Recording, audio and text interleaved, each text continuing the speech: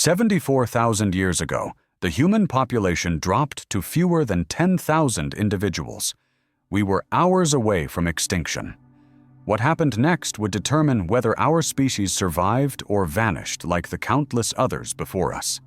This is the story of the day Earth almost died, and the volcano that nearly erased humanity from existence. In a monitoring station beneath the streets of Naples, Italy, seismometers flicker with constant tremors.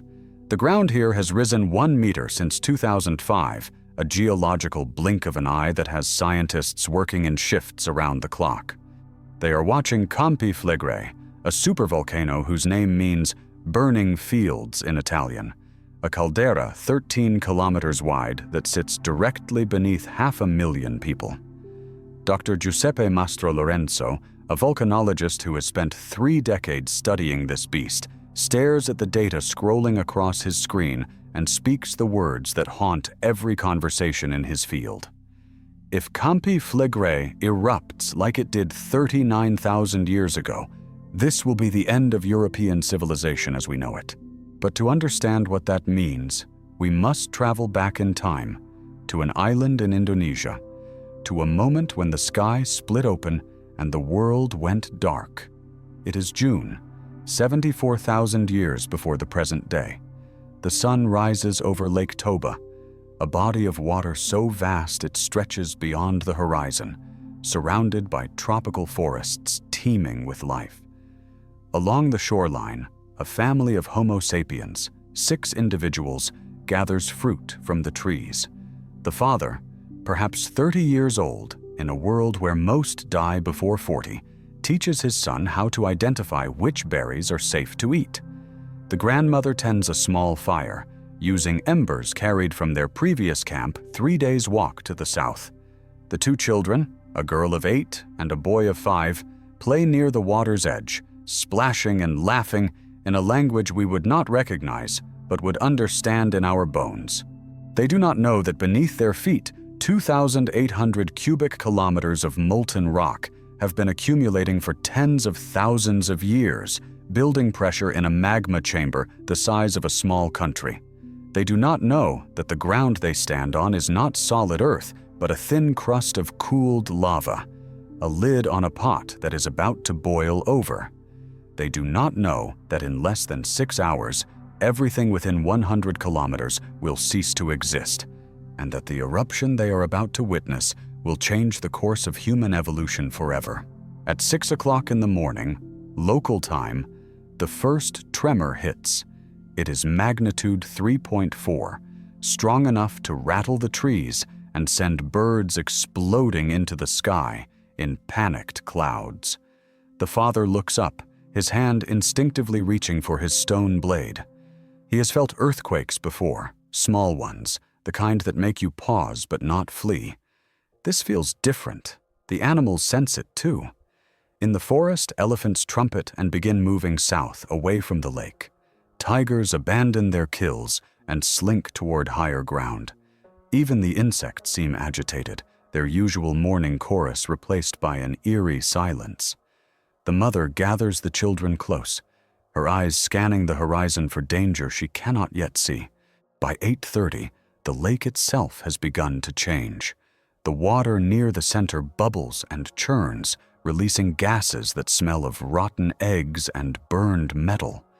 Fish float to the surface by the thousands, their gills unable to process the sulfur dioxide and carbon dioxide seeping up from fractures in the lake bed. The grandmother, who has lived through 70 summers and seen many strange things, tells the family they must leave now. They gather what they can carry, which is not much in an age when possessions are measured in handfuls rather than houses. A few stone tools, carefully napped over hours of patient work. A piece of animal hide, precious because tanning takes days. A bundle of dry grass for starting fires, more valuable than gold in a world without matches. They begin walking east, toward the coast, toward what they hope is safety. At 11:45, the first explosion rips through the morning air. It does not come from a mountain peak, not from a cone-shaped volcano like those we see in textbooks and disaster movies. It comes from the lake itself, from fissures along the caldera rim that have been sealed for millennia and have now given way. Superheated steam and ash shoot hundreds of meters into the air, and the sound, a deep bass rumble that seems to come from the Earth's core, can be heard 300 kilometers away. The family is 80 kilometers from the center now, running, the children crying, the adults silent and grim. They do not look back, because to look back is to waste energy they will need for what comes next. At 12:34 in the afternoon, the entire caldera fails. The lid that has held back the magma for 50,000 years shatters like glass under a hammer. A crack 100 kilometers long opens in a matter of 90 seconds, and through that crack, the contents of a magma chamber under 100 atmospheres of pressure begin to escape. The eruption column, a column of superheated gas, rock, and ash, accelerates from 0 to 300 meters per second in less than 3 minutes, faster than the speed of sound, faster than any human-made object in that ancient world. Within 20 minutes, the column has reached an altitude of 25 kilometers, punching through the troposphere where weather happens, through the stratosphere where ozone protects us, into the mesosphere where the air is too thin to breathe and the sky fades to black. This is VEI 8, the highest level on the Volcanic Explosivity Index, an eruption so massive that it occurs on average once every 500,000 to 1 million years. To put this in perspective, when Mount St. Helens erupted in 1980, it expelled 1 cubic kilometer of material and killed 57 people, and we remember it as one of the most destructive volcanic events in modern American history. Toba expelled 2,800 cubic kilometers, making it 2,800 times more powerful. If St. Helens was a firecracker, Toba was every nuclear weapon on Earth detonating simultaneously and then doing it again and again for 2 straight weeks.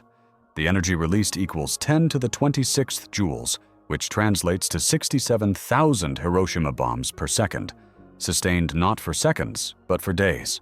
The family, now 120 kilometers from ground zero, feels the shockwave hit like a physical wall. The father is knocked off his feet, the children scream, and then, in the middle of the day, with the sun still theoretically overhead, the world goes dark. The ash cloud, expanding at supersonic speeds, blocks out the light completely. They are plunged into a night that will last not hours, but years. A volcanic winter that will test whether Homo sapiens, a species that has been around for only 200,000 years, has what it takes to survive the planet's cruelest test. Did Toba really almost kill us all? Or is it just a myth amplified by dramatic headlines and apocalyptic documentaries? The scientific community remains divided. Some researchers point to genetic evidence showing that human genetic diversity is remarkably low compared to other great apes, suggesting a population bottleneck where our numbers dwindled to as few as 3,000 to 10,000 breeding individuals. Others argue that archaeological evidence shows continuous human occupation in India and Africa throughout the Toba period, indicating that while the eruption was catastrophic, it was not an extinction-level event for our species. But here is the twist that both sides agree on. The debate is not whether Toba erupted, because the geological evidence is irrefutable. The debate is whether we barely survived or whether we actually thrived because of it. Whether the pressure of that volcanic winter forced our brains to evolve faster, our societies to cooperate better, our technology to advance beyond anything seen before. In the next 9 parts, we will reconstruct what happened, hour by hour, year by year, century by century.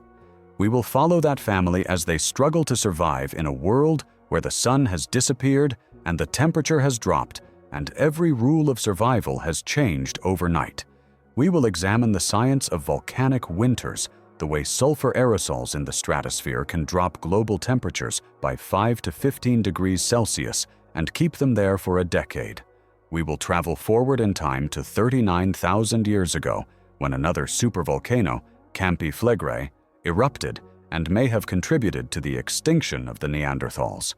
And we will return to the present day, to Naples, to Yellowstone, to the dozen other supervolcanoes currently active on our planet, and ask the question that keeps volcanologists awake at night.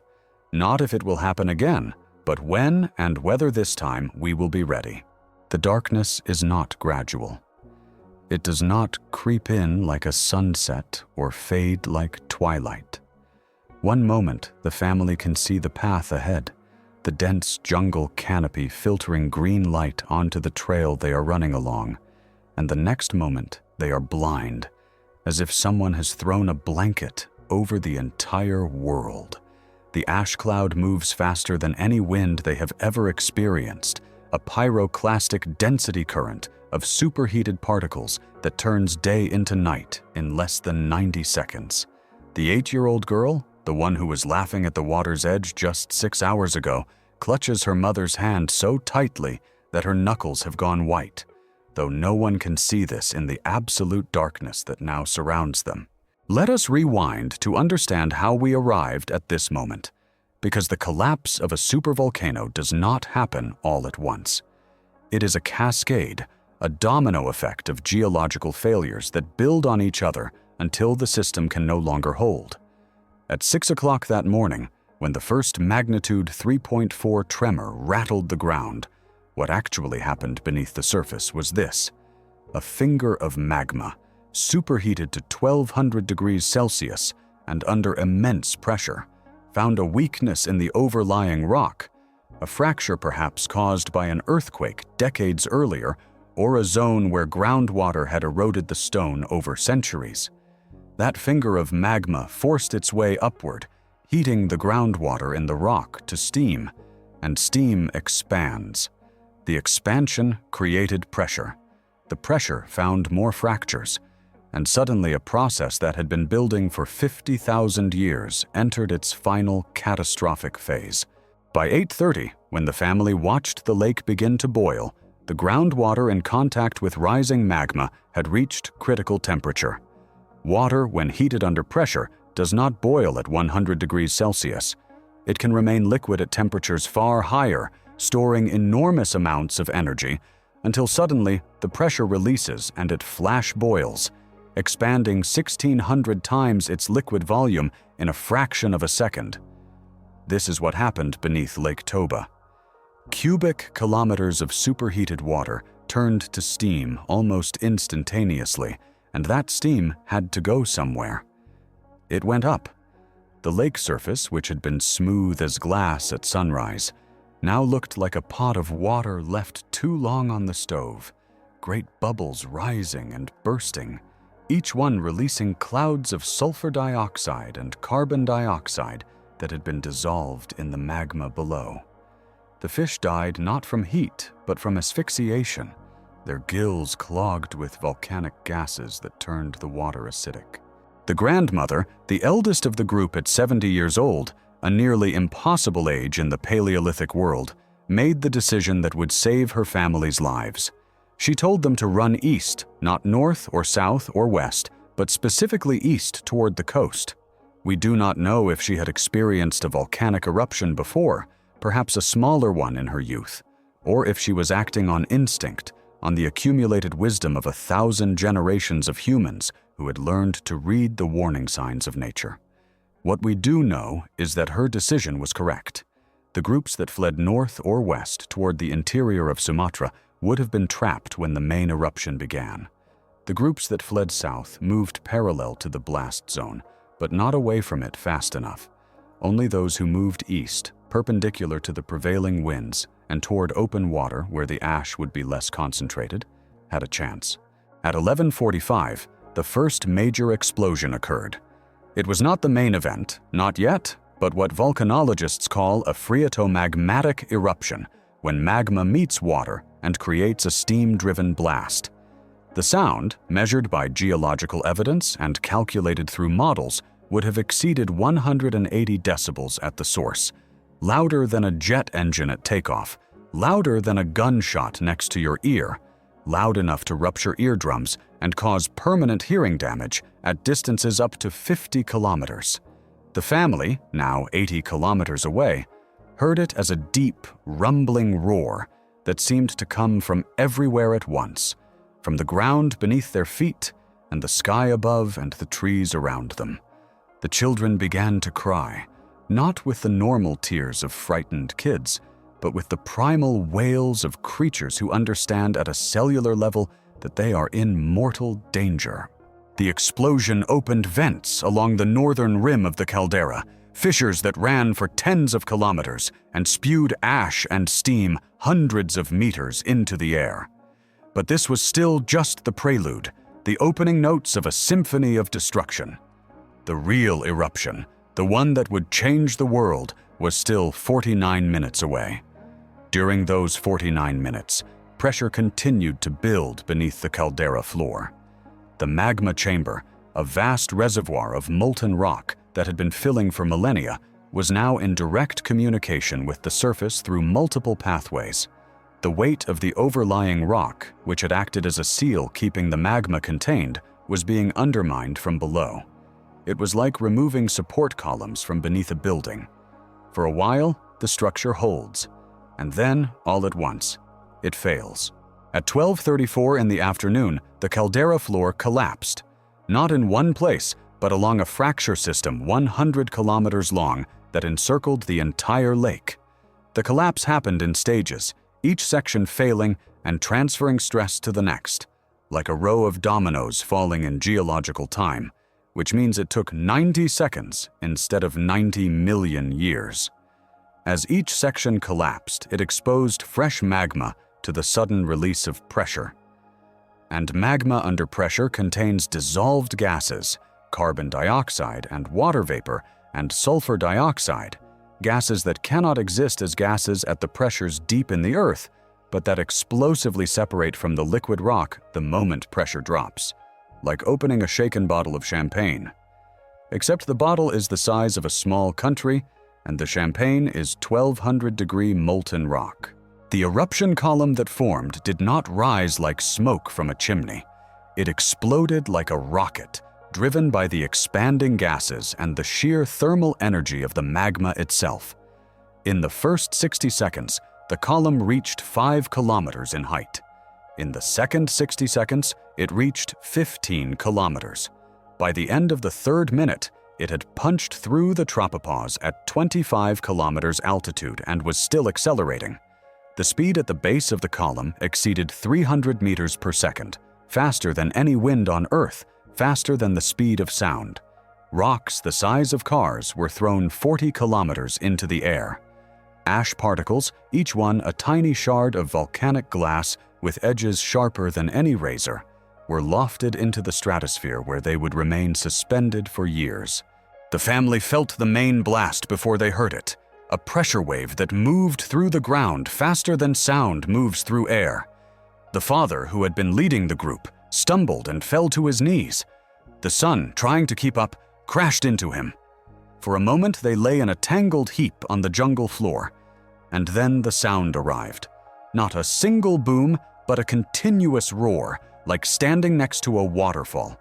Except the waterfall is made of superheated rock, and the mist is pulverized glass, and the rainbow is replaced by a pillar of fire and ash that reaches into space.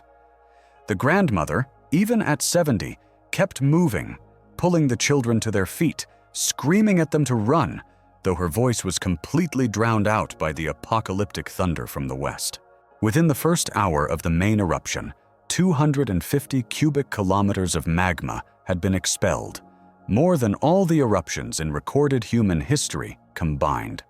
The eruption column, now 40 kilometers high, had spread out at the top into what volcanologists call an umbrella cloud, a circular formation that was expanding in all directions at speeds exceeding 100 kilometers per hour. At that altitude in the stratosphere, there is almost no weather, no rain to wash the ash out of the sky, no winds to disperse it quickly. The ash would circle the globe, carried by stratospheric currents, and it would stay aloft for years. But in the first hours, the immediate danger was not the stratospheric ash. It was what was happening at ground level. Pyroclastic flows, the most lethal phenomenon produced by any volcano, began racing down the flanks of the caldera at speeds approaching 700 kilometers per hour. These are not rivers of lava, which move slowly enough that you can walk away from them. These are avalanches of superheated gas and rock fragments, with temperatures at the core exceeding 600 degrees Celsius and densities greater than water. They flow like liquids, following valleys and riverbeds, but they move with the speed of hurricanes. Everything in their path, every tree, every animal, every human being, is instantly incinerated. Not burned over seconds or minutes, but killed so quickly that bodies are often found frozen in the positions they held at the moment of death. No time even to raise an arm in defense. The family was 120 kilometers from the caldera center when the first pyroclastic flows were generated. At 700 kilometers per hour, that gives them roughly 10 minutes. But pyroclastic flows do not maintain their speed indefinitely. They lose energy as they spread out, slow down as they encounter obstacles, eventually stop when the driving force from the eruption column weakens. The flows from Toba reached maximum distances of 100 to 120 kilometers, which means the family was at the very edge of the kill zone, balanced on a knife's edge between survival and oblivion. They did not know this, of course. They only knew that the air behind them had become hot enough that they could feel it on the backs of their necks even as they ran, and that the roar had become so loud that their ears had stopped processing it as sound and were now registering it only as pain. And then, as suddenly as if someone had flipped a switch, the world went dark. The leading edge of the ash cloud, moving at the speed of the wind but concentrated to the point where it blocked 100% of visible light, overtook them. The father, in the last moment before darkness, looked up and saw a wall of black rushing toward them through the canopy. And then he saw nothing. The family stopped running because to run in absolute darkness through a jungle is to die quickly, impaled on a branch or broken by a fall. They huddled together, the adults forming a protective circle around the children, and they tried to breathe through fabric torn from their hide clothing, because the ash in the air was so thick that each breath filled their lungs with particles of volcanic glass. This was hour 1 of the eruption. The family was alive, which already made them part of an extraordinarily lucky minority. Within 100 kilometers of the caldera, the survival rate was 0. No human, no animal larger than a rat, nothing that breathed air and required oxygen, survived. Between 100 and 200 kilometers, perhaps 1 in 1,000 lived, mostly those who had found deep caves or happened to be swimming underwater when the flows arrived. Beyond 200 kilometers, survival depended on being able to find shelter and having stored food, because for the next 6 to 12 hours, going outside would mean death from either ash inhalation or being struck by rocks falling from the sky. The family had no shelter and no stored food. What they had was each other, and the will to keep breathing even when every breath felt like swallowing knives, and the genetic lottery of mutations that happened to give them slightly more efficient lungs, or slightly better immune systems, or slightly greater determination than the average Homo sapiens of their time. And that, impossibly, would have to be enough. The darkness lasts for hours. Not the comfortable darkness of night, when your eyes adjust, and moonlight filters through clouds, and you can at least see shapes and shadows, but the absolute, suffocating darkness of being buried alive. The family cannot see their own hands in front of their faces. They cannot see each other, even though they are pressed together so tightly that they can feel each other's heartbeats, each other's lungs struggling to process air that is more ash than oxygen. The father keeps one hand on his stone blade, not because it will do any good against a volcano, but because holding it gives him something to focus on, other than the fact that his children might die in the next few minutes and there is nothing he can do to stop it. Hour 2 of the eruption brings a new horror. Rocks begin falling from the sky, Not the fine ash that has been raining down since darkness fell, but pumice stones the size of fists, some still hot from their journey through the eruption column, hissing when they land in puddles of water that accumulated during the morning rain.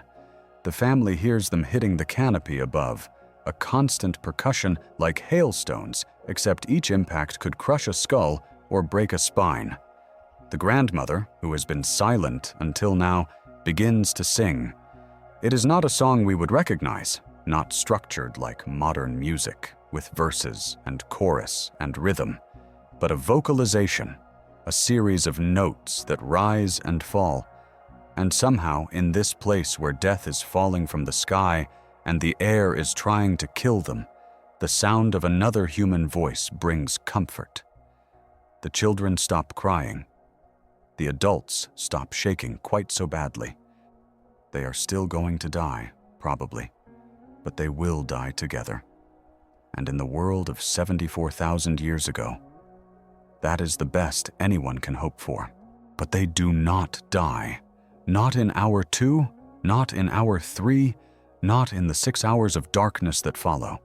The pyroclastic flows that should have reached them, that came within 5 kilometers, according to geological surveys conducted 74 millennia later, lose momentum on the slopes of a ridge they had crossed an hour before the eruption.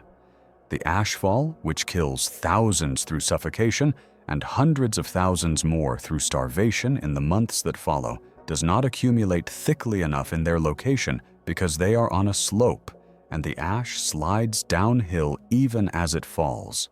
The rocks from the sky hit trees instead of people because the jungle canopy, 60 meters of vegetation that filters 90% of the light even on a normal day, acts as an umbrella of wood. They survive hour by hour, breath by breath, not because they are stronger or smarter or better prepared than the thousands of other human groups caught in the eruption zone, but because of luck, pure statistical luck. The same luck that determines which sperm fertilizes which egg and which gazelle the lion catches and which bacteria happens to mutate in exactly the right way to resist an antibiotic. When the darkness finally begins to lift around hour 8, it does not lift to daylight, but to a gray twilight. The sun reduced to a pale disk, barely visible through the ash cloud that now covers the entire sky. The family emerges from their huddle like animals emerging from hibernation, stiff and sore and covered head to toe in gray powder that has infiltrated every fold of skin, every strand of hair. The landscape has changed. The green jungle they were running through is now gray and brown, every leaf coated in ash, many trees bent or broken under the weight. The trail they were following has disappeared under half a meter of pumice and ash. And the sound, the constant roar that had filled their ears for 8 hours, has diminished to a distant rumble, like thunder on the horizon that never quite fades. This family, these 6 individuals whose names we will never know and whose faces we can only imagine, are part of a population that is about to become one of the most endangered species on Earth. The question of exactly how endangered is what scientists call the Toba bottleneck theory, and it remains one of the most contentious debates in paleoanthropology.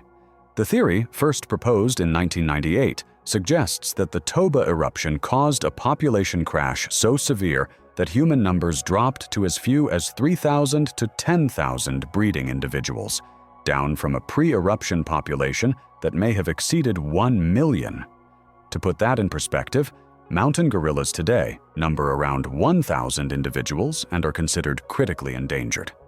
If the bottleneck theory is correct, Homo sapiens in the aftermath of Toba were 10 times more endangered than mountain gorillas are now.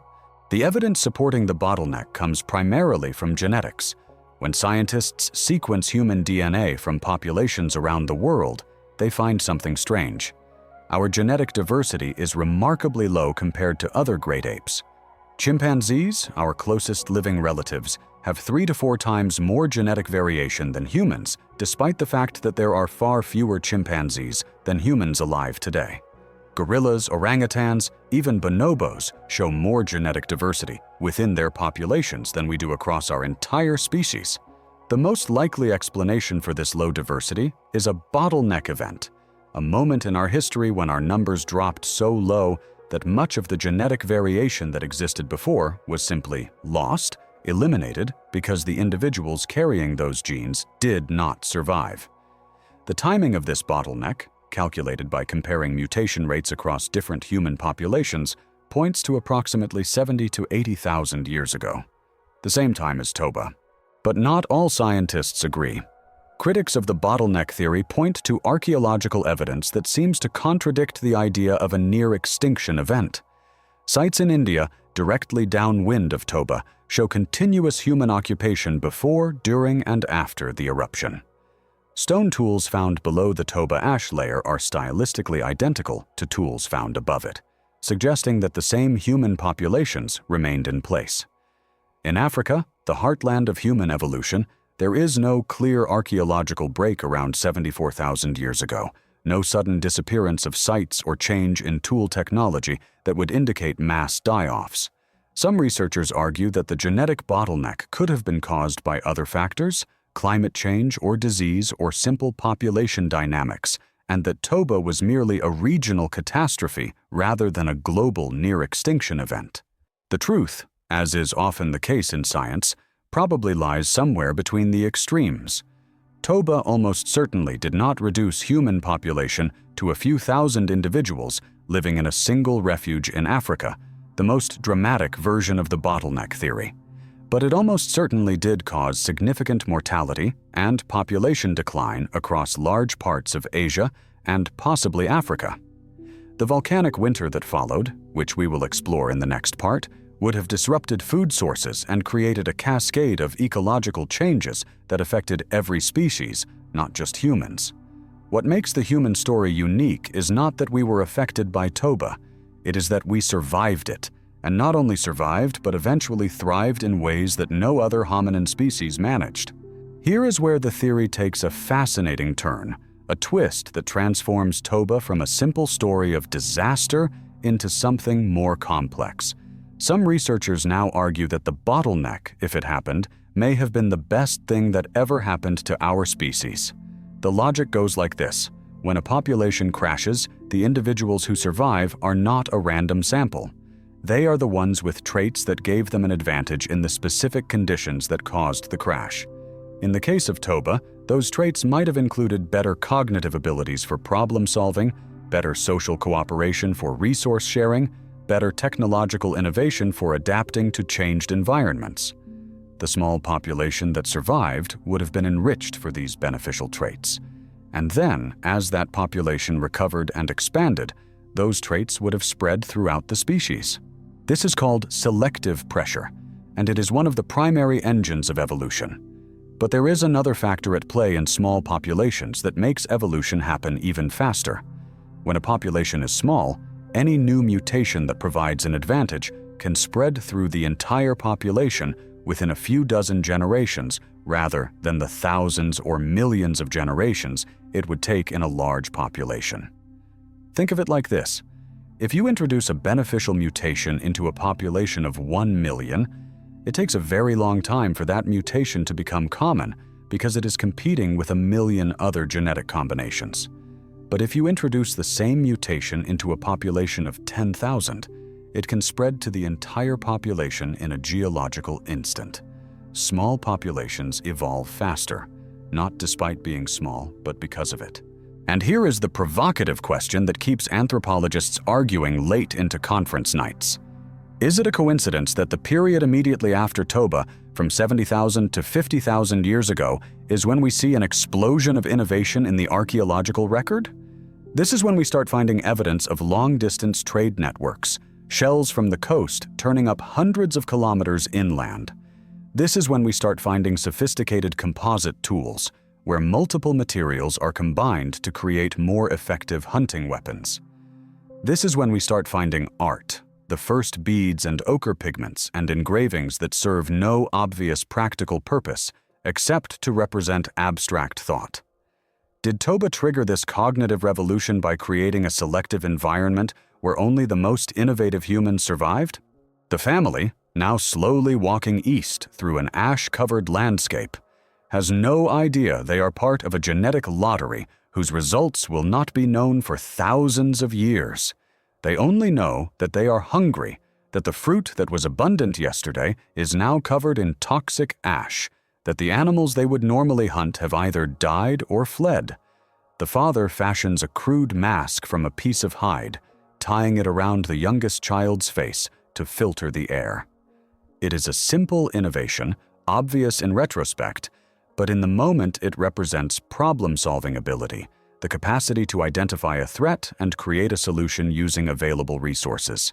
If they survive, this capacity will be passed to their children and their children's children, not because it is encoded in a single gene, but because it is a trait that successful human populations reinforce and teach. Over the next weeks and months, this family and the other scattered groups that survived the initial eruption will face a test that is, in some ways, harder than the eruption itself. The event is over, the immediate danger has passed, but the world has changed in ways both obvious and subtle. The sun is dimmer now, obscured by the ash and sulfur aerosols that circle the globe in the stratosphere. The temperature is dropping, not dramatically at first, but steadily, a few degrees per year that compound into the coldest period in human memory. The food chains are collapsing as plants die from lack of sunlight, and herbivores starve, and predators find their prey bases disappearing. This is the volcanic winter, and it is the subject of our next part, the slow catastrophe that in many ways is deadlier than the eruption that caused it. But before we move forward in time, let us pause on this question. Did the Toba eruption nearly wipe us out, reducing humanity to a few thousand individuals clinging to survival in scattered refuges? The genetic evidence says maybe. The archaeological evidence says maybe not. But here is what both sides agree on. Something happened around 74,000 years ago that changed us, that created the conditions for our species to become not just another ape, but the ape that would eventually walk on the moon and split the atom and decode its own genome. Whether that something was Toba specifically, or a combination of factors including Toba, we are, in a very real sense, the descendants of those who survived the unthinkable, and we carry their resilience in every cell of our bodies. The family reaches the coast on the 7th day after the eruption. They have traveled 140 kilometers through a landscape that looks like it belongs on another planet. Every surface coated in gray ash, every stream running thick with sediment that makes the water undrinkable without filtering it through layers of grass and sand. The 8-year-old girl, who has not complained once during the journey, despite the cuts on her feet and the constant hunger gnawing at her belly, sees the ocean and begins to cry. Not from sadness, but from relief so profound it overwhelms her capacity to process it. The ocean means fish, and fish means food, and food means they might survive another week. But as they stand on the beach, looking out at water that extends to the horizon, they notice something wrong. The sky above the ocean, which should be blue or at least gray with normal clouds, is a sickly yellow-brown, and the sun, even at midday, looks like a pale disk of brass barely bright enough to cast shadows. This is week 1 of the volcanic winter, and the worst is yet to come. The ash that fell in the first days after the eruption, the heavy particles that coated everything within thousands of kilometers, is already settling out of the atmosphere. Rain, when it comes, washes much of it into rivers and oceans. But there is another component of the eruption, one that does not fall out so easily. Toba injected an estimated 5 billion tons of sulfur dioxide into the stratosphere, a layer of atmosphere that begins around 15 kilometers altitude and extends to 50 kilometers. At these heights, there is almost no weather in the traditional sense, no rain to wash particles out, no turbulence to bring them back down. The sulfur dioxide reacts with water vapor to form sulfuric acid aerosols, tiny droplets that are incredibly efficient at reflecting sunlight back into space. These aerosols will remain suspended in the stratosphere for years, and their effect on global climate will be catastrophic. Week 2 brings the first measurable drop in temperature. Across the tropical regions where most humans live, the average temperature decreases by 1 degree Celsius. This might not sound like much, and indeed the family on the beach does not notice it consciously, but ecosystems notice. Plants that have evolved to photosynthesize at specific light levels and temperatures suddenly find themselves operating outside their optimal range. Growth slows. Seed production declines. The insects that pollinate flowers and the birds that disperse seeds, already stressed by the ashfall and the initial shock of the eruption, find their food sources diminishing. The family discovers that the fish near shore, normally abundant, are fewer than they should be. The coral reefs, visible in the clear tropical water, are beginning to bleach, turning from vibrant colors to ghostly white as the symbiotic algae that live in the coral die from lack of sunlight. By week 4, 1 month after the eruption, the temperature has dropped 3 degrees globally, and in some regions as much as 5 degrees. This is happening faster than any climate change in human history, faster than the transitions between ice ages and interglacials that normally take thousands of years. Ecosystems cannot adapt this quickly.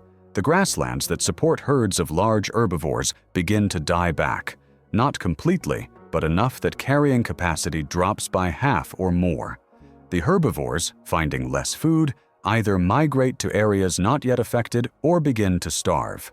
The predators that hunt the herbivores follow their prey, and in their wake come the scavengers, and in the wake of the scavengers come the humans, who are adaptable enough to eat anything, plants or animals, or insects or shellfish, whatever provides calories. The family has expanded their diet to include things they would have considered inedible a month ago. Sea urchins scraped from rocks, jellyfish dried in the weak sun, seaweed that tastes of salt and iodine and nothing else. Week 8, 2 months post-eruption, is when the father notices that the youngest child, the 5-year-old boy, is not growing properly. His ribs are visible under his skin, his belly distended in the way that indicates not just hunger, but malnutrition, the body consuming its own muscle tissue because there is not enough protein in the diet. The mother, who under normal circumstances would be nursing him for another year or 2, has stopped producing milk because her own calorie intake is insufficient to support lactation. This is the reality of volcanic winter, not a single dramatic event, but a slow grinding down of systems, biological and social and ecological. Until something breaks. In large populations, that something is often the weakest members, the very young and the very old and the sick, who die first and whose deaths buy time for the others. But in small groups like this family, the death of even one member, especially a child who represents the future, is a tragedy that reverberates through the entire group.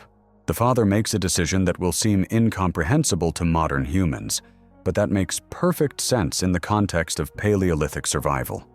He tells the grandmother that she needs to eat less so that the children can eat more. The grandmother, who is 70 years old and has lived longer than most humans ever will in this era, understands immediately what he is saying. She is being asked to sacrifice herself slowly, to starve so that her grandchildren might have a better chance. And she agrees, not with words, but with a nod, because this is how small groups survive when resources are scarce. The old protect the young, even at the cost of their own lives, because the young carry the group forward into the future. Over the next weeks, she will eat less and less, her body drawing on fat reserves that do not exist, and then on muscle, until she becomes too weak to walk. Week 12, 3 months after the eruption, brings the first frost to regions that have never experienced frost in human memory. In the tropical highlands of East Africa, where some of the largest remaining human populations have congregated in the aftermath of Toba, temperatures at night drop below freezing. People who have never needed shelter beyond simple windbreaks suddenly need to maintain fires around the clock, which means gathering wood, which means burning calories, which means needing more food in an environment where food is already scarce.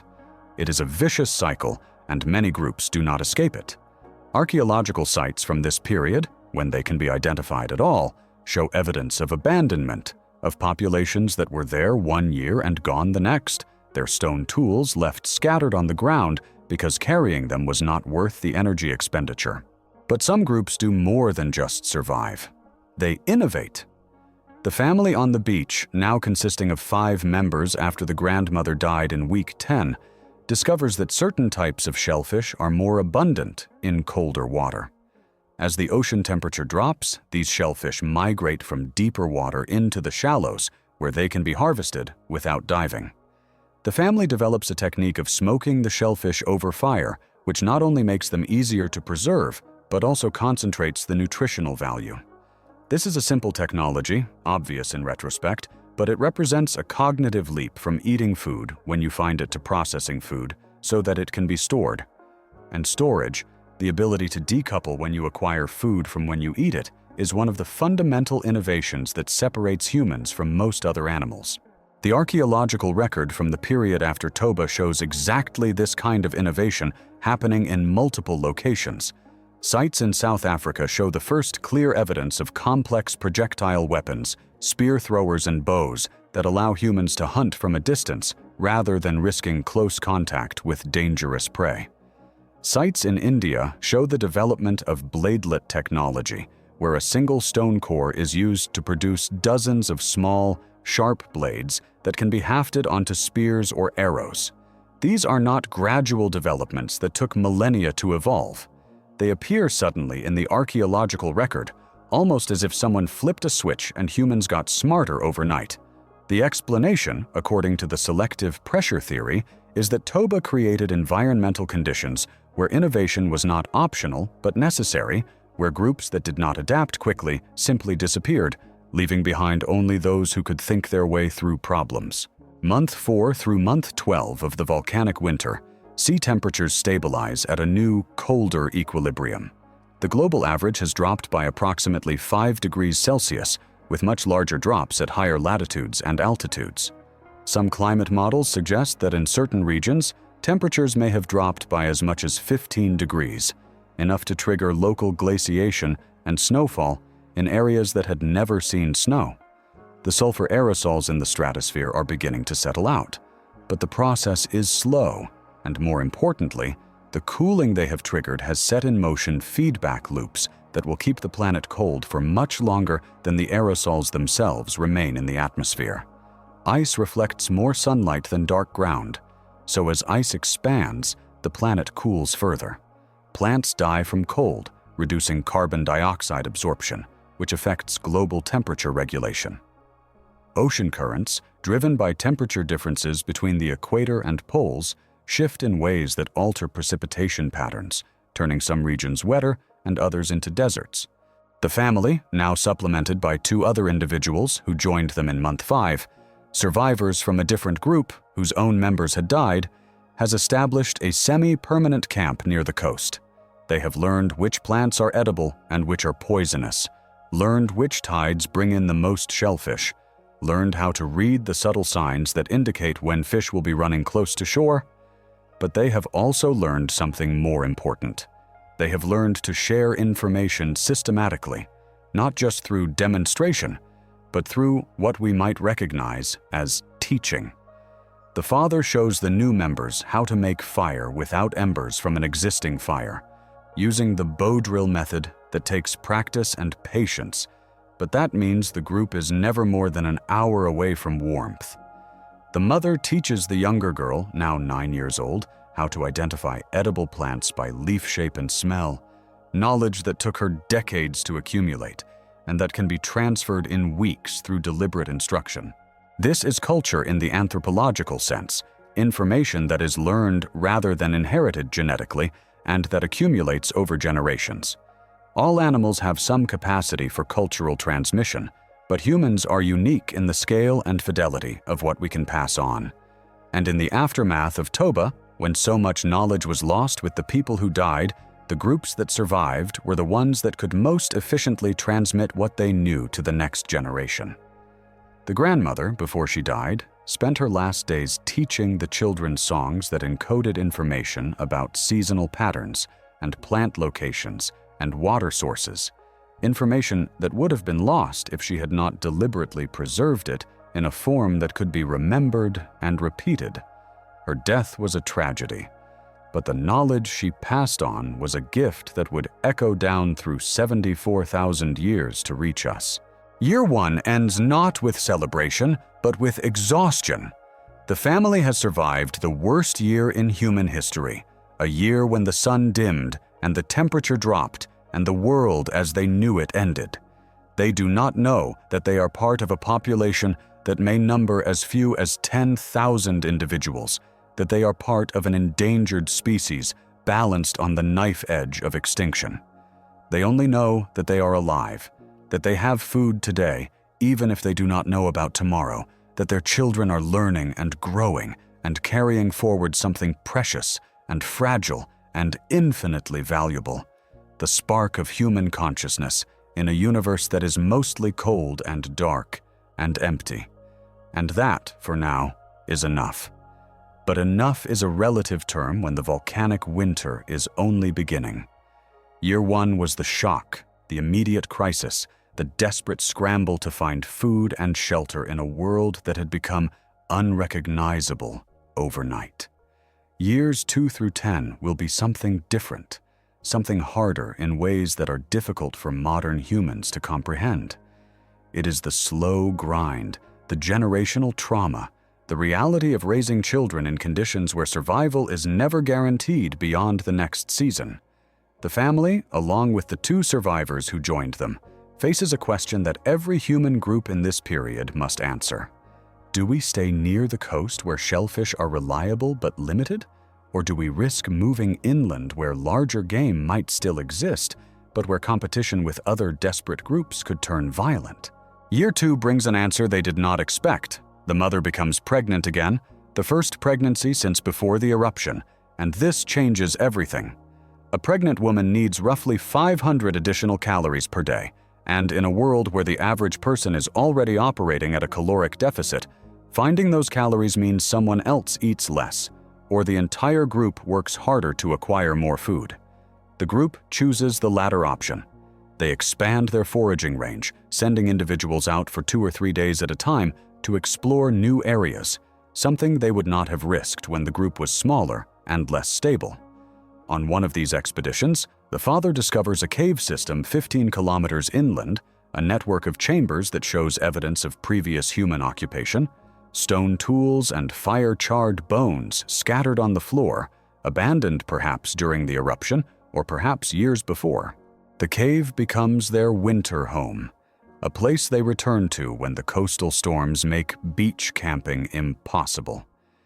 And it is in this cave, in year 2, that the mother gives birth to a daughter.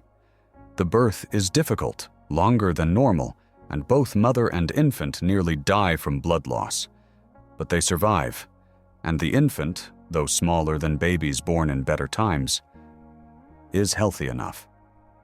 This child, born into darkness with the sun still dimmed by stratospheric aerosols, will never know the world as it was before Toba. She will grow up thinking that gray skies are normal, that cold is the default state of existence, that hunger is not an emergency but a constant companion. And yet, paradoxically, she may be more adapted to the post-Toba world than her parents are, because she has no memory of abundance to mourn, no baseline of normal to which she compares her current suffering. Years 3 and 4 see the group develop what anthropologists would later call a logistical mobility strategy, where they maintain a base camp but send out specialized task groups to exploit resources that are too distant or too seasonal to justify moving the entire group. The father and one of the newer members become the primary hunters, spending weeks at a time tracking herds of deer that have moved to higher elevations where cooler temperatures have created grasslands in areas that were previously forest. The mother and the older daughter focus on gathering, developing an encyclopedic knowledge of which plants are edible, in which seasons, and which can be stored for winter. The younger boy, now 8 years old and old enough to contribute meaningfully, learns to fish using traps woven from reeds, a technology that allows him to catch fish while doing other tasks rather than spending all day holding a spear. This division of labor is not unique to this group. Archaeological evidence from sites across Africa and Asia shows that the period after Toba is when human societies become more specialized and more cooperative. Sites show evidence of long-distance trade in obsidian and ochre and shells, materials that could only have been acquired through exchange networks spanning hundreds of kilometers. This suggests that groups were not isolated, but were in contact with each other, sharing information and resources in ways that increased everyone's chances of survival. The alternative, trying to be self-sufficient and defending territory against all outsiders, might work in times of abundance, but fails catastrophically when resources are scarce. The groups that survived Toba were the ones that learned to cooperate beyond the immediate family unit. Year 5 brings the first sign that the volcanic winter might be ending. The monsoon rains, which have been weak and erratic since the eruption, return with something approaching their normal intensity. The family, now numbering 8, with the addition of 3 more survivors encountered during a trading expedition, plant seeds for the first time, a radical departure from their purely hunter-gatherer lifestyle. They do not plant in the way that later agricultural societies will, with cleared fields and irrigation, but simply scatter seeds of edible plants in areas near their camp and return months later to harvest whatever has grown.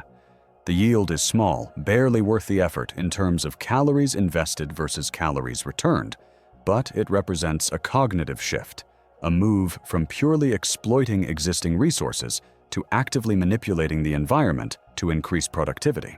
The archaeological record shows that this period, years 3 to 7 after Toba, is when we start seeing evidence of innovations that will become hallmarks of modern human behavior. Composite tools, where multiple materials are combined, like a stone blade hafted onto a wooden shaft with plant resin serving as adhesive, appear suddenly in sites that previously showed only simple flake tools.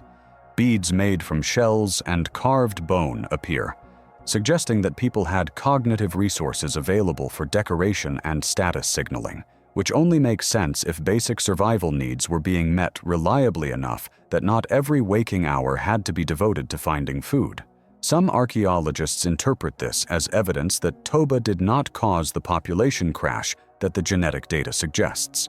Others interpret it as evidence that the survivors of the crash were precisely the people with the cognitive capacity to innovate under pressure. Years 6 through 8 see the climate gradually stabilize at a new equilibrium, still colder than the pre-Toba baseline, but no longer in free fall. The sulfur aerosols have finally settled out of the stratosphere, and the sun, for the first time in 6 years, shines with something approaching its normal brightness. Plants respond immediately, growth rates increasing, forests beginning to recover in areas where they had died back. The herbivores respond within a year, their populations rebounding as food becomes more available. And the humans respond as well. The family's numbers have grown to 12, a mix of the original survivors and their children, and people who have joined from other groups. This is large enough to maintain genetic diversity, large enough to defend resources if necessary, large enough to split tasks efficiently. But population growth brings new challenges. 12 people need more food than 6. Need more space. Need more firewood and more water and more of everything. The group makes a decision that will determine the trajectory of their descendants for the next 1,000 generations. They split. Half will remain at the coastal cave, maintaining the fishing and shellfish gathering that has sustained them through the worst years. Half will move inland permanently, following the recovering herds into the grasslands that are expanding as the climate warms. The split is not hostile, not a fracturing of the group, but a deliberate strategy to increase the total area being exploited. They agree to meet at certain times of year to trade, to exchange marriage partners, to maintain the social bonds that have kept them cooperating. Year 9 sees the birth of the first child born to parents who were both children during the eruption, the first of a generation that will have no direct memory of the event, but we'll hear about it in stories told around fires, stories that will eventually become legends and myths. This child, a boy born to the now 20-year-old daughter who was 8 when Toba erupted, represents something profound. He is the proof that the bottleneck, if it happened, has ended. The population is recovering. Homo sapiens will not go extinct, at least not today, not from this disaster. But he is also a carrier of changes that happened during the bottleneck years, changes both genetic and cultural that will shape what it means to be human. The genetic changes are subtle, not the kind of dramatic mutations that science fiction imagines, but shifts in allele frequencies that affect things like immune response and metabolism and brain development. When a population goes through a bottleneck, rare alleles that happened to be present in the survivors become common in the descendants, while alleles that were common before but absent in the survivors disappear entirely. This is genetic drift, and it is one reason why human genetic diversity is so low. We are all descended from that small population that survived Toba, and we carry only the genetic variations they carried, a subset of the total variation that existed in the larger pre-Toba population. Some of the alleles we lost might have been beneficial in ways we will never know, but some of the alleles that became common because they happened to be present in survivors may have given us advantages that helped us become the dominant species on the planet. The cultural changes are even more significant. The group has developed a suite of technologies and social practices that did not exist before the eruption or existed only in rudimentary form. Systematic teaching, where knowledge is deliberately transferred from experts to novices through structured lessons rather than simple observation. Food storage and preservation techniques that allow resources to be saved from times of abundance to times of scarcity. Long-distance trade networks that spread innovations across vast areas much faster than they could spread through population expansion alone. And perhaps most importantly, the capacity for abstract thought complex enough to plan seasons or years in advance, to invest effort today for payoffs that might not come until long after the people doing the investing are dead.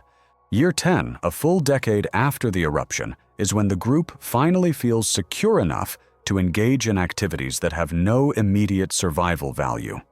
The older daughter, now 18 and a mother herself, uses ochre to create geometric designs on rock surfaces near the cave entrance. The designs are simple, lines and dots and circles, but they are deliberate and repeated, suggesting they have meaning beyond mere decoration. This is art, or at least proto-art, the earliest stages of the symbolic thinking that will eventually produce cave paintings and sculptures and written language. She does not do this because someone taught her, or because it serves any practical function. She does it because she has the cognitive capacity to imagine something that does not exist and then bring it into existence through her actions, and because she has enough food and safety that she can afford to spend time on activities that do not directly contribute to survival. Anthropologists argue endlessly about what triggered the emergence of modern human cognition, the package of abilities that includes language and art, and abstract reasoning and planning for the distant future. Some argue it emerged gradually over hundreds of thousands of years. Others argue it appeared suddenly around 50 to 70,000 years ago in what they call the Great Leap Forward, or the Upper Paleolithic Revolution. The timing of this revolution, coinciding so closely with Toba, has led some researchers to propose a connection. Not that Toba made us smarter in a direct genetic sense, but that it created environmental conditions where groups with better cognitive and social abilities had survival advantages, and that the rapid population recovery after the bottleneck spread those abilities throughout the species faster than would have happened otherwise. The family does not know any of this, of course. They do not know that they are part of an experiment in evolution, that they are living through a moment that will determine the future trajectory of their species. They only know that they have survived 10 years that should have killed them, that they have children and grandchildren who will carry forward whatever spark it is that makes humans different from every other creature that has ever lived. And as year 10 ends and year 11 begins, as the world slowly returns to something resembling normalcy, they can begin to think about futures that extend beyond the next meal, the next season, the next year. They can begin tentatively and imperfectly to imagine a world where their descendants number not in the dozens, but in the millions, where humans spread across continents and adapt to every environment, from deserts to ice sheets to islands. They cannot imagine that world in detail, cannot foresee cities and agriculture and writing and all the rest, but they can sense it, the way you sense a storm coming before you see the clouds, a feeling that something profound has changed, and that change will ripple forward through time in ways they cannot predict, but that will be, in the end, the difference between survival and extinction. The descendants of that coastal family will spread across continents over the next 35,000 years, their genes mixing and remixing with other survivor populations, their technologies evolving, their languages diversifying into thousands of distinct forms. They will walk out of Africa and into Asia, and eventually into Europe, following game herds and coastal routes, adapting to environments their ancestors never imagined. And in Europe, around 39,000 years ago, they will encounter another human species that has called that continent home for 300,000 years. The Neanderthals, stockier and more cold-adapted than Homo sapiens, have survived multiple ice ages and built their own sophisticated cultures with burial rituals and tool technologies and social structures. For a few thousand years, the two species will coexist, sometimes peacefully, sometimes violently, occasionally interbreeding. But then something happens that tips the balance permanently in favor of Homo sapiens. Autumn, 39,000 years ago, southern Italy. A Neanderthal band of 15 individuals camps in a valley overlooking the Mediterranean coast, a location they have returned to for generations because the hunting is good and fresh water flows year-round from springs fed by underground aquifers. They have noticed unusual activity recently, hot springs that were warm becoming scalding, new fumaroles opening in the hillsides and releasing sulfurous steam. But these are not new phenomena in this volcanic region. What they do not know, what they cannot know without the geological instruments that will not be invented for 39 millennia, is that they are camping directly on the rim of one of the most dangerous volcanic systems on Earth. Beneath their feet, a caldera 13 kilometers in diameter has been filling with magma for thousands of years, and the pressure has reached critical levels. The Campi Flegrei caldera, whose name means burning fields in the Italian that will not be spoken for another 38,000 years, is a different beast than Toba. It is smaller in total volume, containing perhaps 300 cubic kilometers of eruptible magma compared to Toba's 2,800, but it is located in a region that by 39,000 years ago has become one of the most densely populated areas in Europe. Neanderthals have adapted perfectly to the glacial conditions that dominate this period, their bodies built for conserving heat, their cultures built around hunting the megafauna that thrive in cold grasslands. Homo sapiens populations are present, but still relatively rare, recent arrivals from Africa who have not yet fully adapted to European conditions. The demographic balance between the two species is delicate, and it is about to be shattered.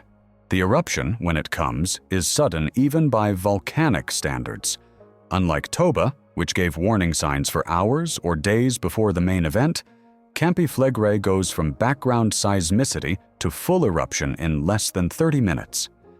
At 2 in the afternoon, on a day that will never be recorded in any calendar, the caldera floor collapses along a series of ring fractures, and 300 cubic kilometers of magma begins forcing its way to the surface through vents that open like wounds across the landscape. The Neanderthal band has no time to flee. They are vaporized in the first pyroclastic surge, their bodies never to be found, their genes removed from the European population in a fraction of a second. They are not unique. Within the first hour, every Neanderthal within 100 kilometers of the caldera, perhaps 2,000 individuals, is dead. What follows is an eruption that, while smaller than Toba, is devastating precisely because of where it occurs.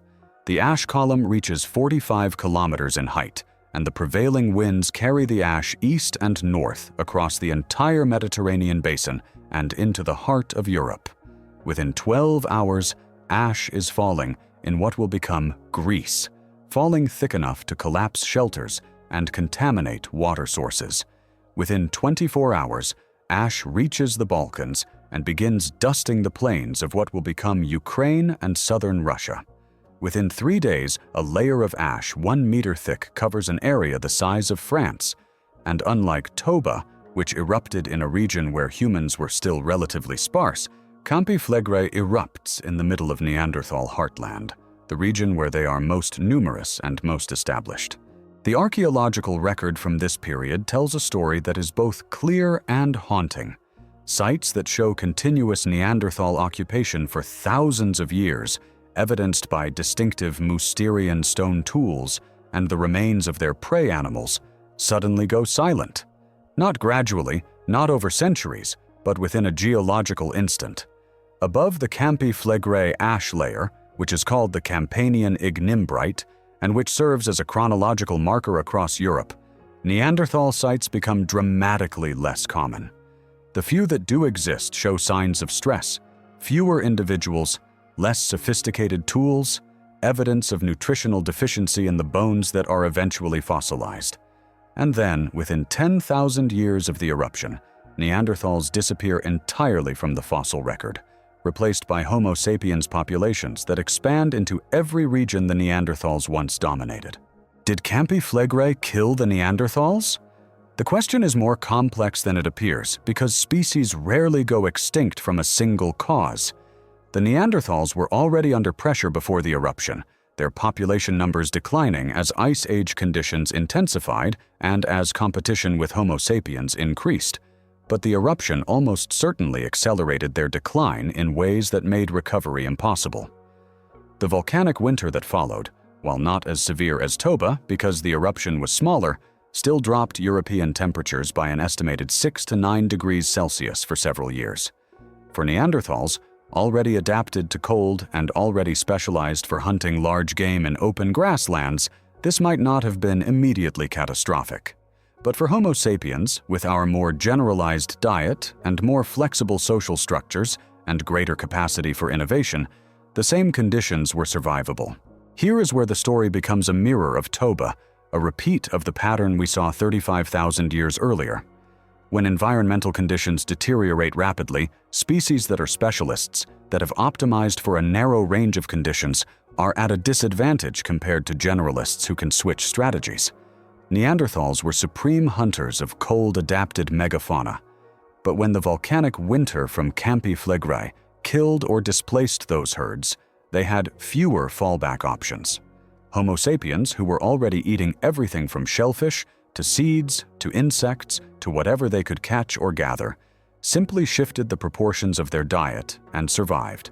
And once the Neanderthal population dropped below a certain threshold, recovery became difficult because small populations are vulnerable to inbreeding and random demographic fluctuations and the loss of cultural knowledge when key individuals die. The genetic evidence supports this scenario. When scientists sequence Neanderthal DNA from fossils and compare it to DNA from modern humans, they find that we share approximately 2% of our genome with them, evidence that the two species interbred during the period of coexistence. But that percentage does not increase after the Campi Flegrei eruption, suggesting that interbreeding became less common or stopped entirely, consistent with Neanderthal populations declining to the point where encounters between the species became rare. More tellingly, when scientists look at the diversity of Neanderthal DNA, they find evidence of a population bottleneck around 40,000 years ago, exactly when Campi Flegrei erupted. The Neanderthal population, already small by human standards, dropped to levels from which it never recovered. There is a tragic irony in this story. Neanderthals survived in Europe for 300,000 years, survived multiple ice ages and warm periods, and every environmental challenge the Pleistocene could throw at them. They were not inferior to Homo sapiens in any obvious way, not less intelligent or less capable or less worthy of survival. But they happened to be concentrated in the exact region where a supervolcano erupted at the exact moment when their population was already stressed by other factors, and that combination of bad luck and bad timing sealed their fate. If Campi Flegrei had erupted 10,000 years earlier, before Homo sapiens arrived in Europe in significant numbers, both species might have gone extinct in that region, and the subsequent history of humanity would have been entirely different. If it had erupted 10,000 years later, after Neanderthals had recovered from whatever was stressing their population in the 40,000-year-ago period, they might have survived and might still exist today. But it erupted when it did, and the Neanderthals died, and Homo sapiens inherited a continent emptied of competitors. We spread into every cave they had occupied, hunted every animal they had hunted, and eventually forgot they had ever existed until archaeologists started finding their bones in the 19th century. For most of human history, we thought we were the only human species that had ever existed, that evolution was a ladder leading inevitably to us. The discovery of Neanderthals shattered that illusion and forced us to confront a disturbing truth. We are not the inevitable endpoint of evolution. We are simply the ones who survived, and survival often comes down to being in the right place at the right time, rather than being inherently superior. The Campi Flegrei caldera did not disappear after killing the Neanderthals. It remained active, erupting multiple times over the subsequent millennia, though never again at the scale of the Campanian ignimbrite event. 15,000 years ago, it erupted again in what is called the Neapolitan Yellow Tuff eruption, smaller than the first but still large enough to blanket the region in ash. And then, as human populations grew and civilizations emerged, people began building on top of the caldera, ignorant of or indifferent to the danger beneath their feet. The Greeks founded colonies there, attracted by the fertile volcanic soil. The Romans built the city of Puteoli, which became one of the empire's major ports. And in the modern era, the city of Naples grew to house more than 3 million people in the metropolitan area, making Campi Flegrei the most dangerous volcano on Earth, not because it is the largest, but because more people live in its potential blast zone than any other.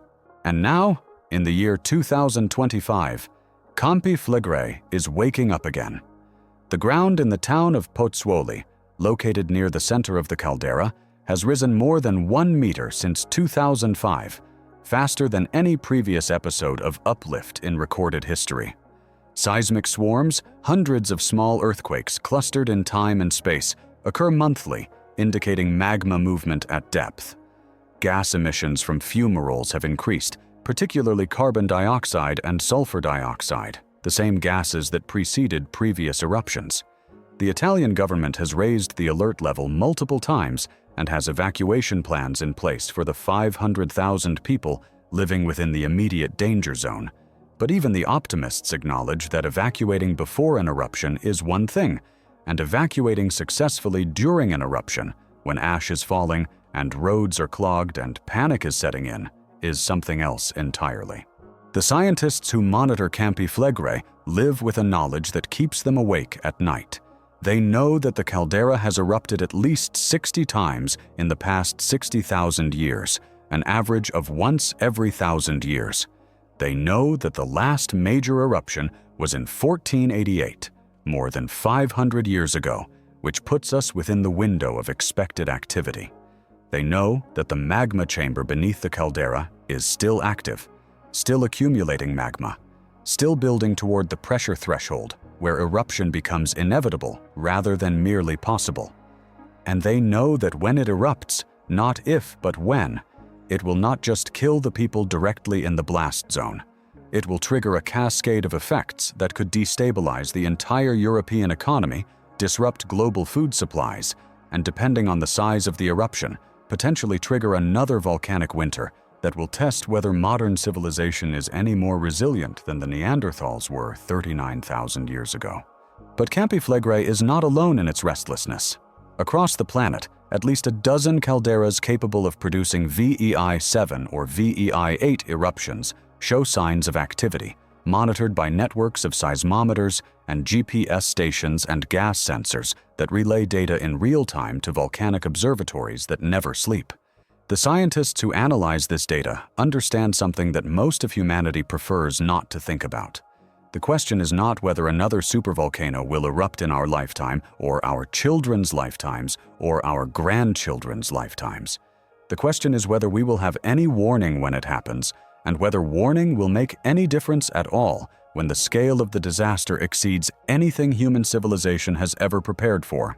Consider Yellowstone, perhaps the most famous supervolcano in the world, located beneath the pristine wilderness of Wyoming and Montana in the United States. The Yellowstone caldera is massive, 72 kilometers long and 55 kilometers wide, formed by 3 super eruptions over the past 2 million years, the most recent occurring 640,000 years ago. That eruption expelled 1,000 cubic kilometers of material, covering half of North America, in ash, thick enough to collapse buildings and contaminate water supplies for an entire continent. The caldera remains active today, evidenced by the geysers and hot springs that make Yellowstone National Park a tourist destination, by the ground that rises and falls in cycles measured in centimeters per year, by the magma chamber that seismic imaging reveals still exists at depths of 5 to 10 kilometers beneath the surface. Some popular science articles breathlessly report that Yellowstone is overdue for an eruption, because the previous 3 occurred at intervals of roughly 600,000 to 800,000 years, and we are now 640,000 years past the last one. This is misleading geology, like saying that because a person's last 3 birthdays were spaced a year apart, the next one is overdue if it has been 13 months. Volcanic systems do not operate on clockwork schedules. They erupt when physical conditions, specifically the pressure and volume and gas content of the magma chamber, reach critical thresholds, and those conditions are influenced by factors too complex to predict with precision. Yellowstone might erupt tomorrow. It might not erupt for another million years. What we can say with confidence is that when it does erupt, if the eruption is on the scale of the previous super eruptions, it will be the worst natural disaster in American history by a margin that makes comparisons meaningless. Let us put the scale in perspective using units that human minds can process. The eruption of Mount St. Helens in 1980, which Americans of a certain age remember as a defining disaster, expelled 1 cubic kilometer of material and released energy equivalent to 27,000 Hiroshima bombs. It killed 57 people, destroyed 250 homes, and caused $1 billion in damage. Now multiply that by 1,000 to get the Yellowstone eruption 640,000 years ago, which expelled 1,000 cubic kilometers. Not 1,000 times worse, because disasters do not scale linearly, but 1,000 times the material, 1,000 times the energy, 1,000 times the area affected. Ash would fall across the entire continental United States, with accumulations thick enough to collapse roofs extending from the West Coast to the Mississippi River and beyond. Move west across the Pacific to Japan, where the Aira caldera lies partially submerged beneath Kagoshima Bay on the southern island of Kyushu. 29,000 years ago, Aira erupted in an event that expelled 400 cubic kilometers of material, slightly larger than Campi Flegrei and large enough to have affected climate across the northern hemisphere. The caldera remains active, with Sakurajima volcano, which formed in the caldera after the supereruption, erupting almost continuously in recent decades, producing ash plumes and lava flows that occasionally force evacuations of nearby towns. Japan, with its dense population and its location on the Ring of Fire, where tectonic plates collide, is perhaps the most volcano-aware nation on Earth, with sophisticated monitoring systems and evacuation plans and cultural memory that extends back through centuries of living with volcanic threat. But even Japan has no plan for a supereruption, because what plan could possibly suffice when the entire southern third of the country would be rendered uninhabitable? Or consider Taupo in New Zealand, a caldera hidden beneath a lake that gives no obvious indication of the monster sleeping below. Taupo's most recent supereruption occurred 26,500 years ago, the most recent VEI-8 event on Earth, expelling 1,100 cubic kilometers and covering much of the North Island in ignimbrite deposits tens of meters thick. The eruption column, based on geological evidence, reached 51 kilometers in height. higher than any volcanic plume in recorded history, high enough to reach the mesosphere where the atmosphere transitions to space. Taupo remains active, with smaller eruptions occurring as recently as 1,800 years ago, and geothermal features around the lake indicate that magma is still present at depth. New Zealand, like Japan, has experience with volcanic disasters, but Taupo on a super-eruption scale would not just destroy New Zealand. It would disrupt the entire southern hemisphere's climate and agriculture. The pattern repeats around the world. Long Valley in California, formed by a super-eruption 760,000 years ago, and still showing signs of unrest with earthquake swarms and ground deformation occurring regularly. Lake Toba in Indonesia, the site of the eruption we explored in previous parts, with evidence suggesting the magma chamber is refilling and could potentially erupt again on a large scale within the next tens of thousands of years. The Altiplano Puna volcanic complex in South America, a vast area of calderas that has produced multiple large eruptions over the past 10 million years. Valles Caldera in New Mexico, Aso in Japan, Taupo Volcanic Zone in New Zealand, each one a geological time bomb with a fuse length measured in human lifetimes or in geological eons, impossible to predict but certain to detonate eventually. The combined threat from these systems forces us to confront an uncomfortable statistical reality. Based on the geological record, VEI-7 eruptions, which expel more than 100 cubic kilometers of material, occur on average once every 500 to 1,000 years. The most recent was Mount Tambora in Indonesia in 1815, which caused the year without a summer in 1816, leading to crop failures and famines across the northern hemisphere that killed tens of thousands.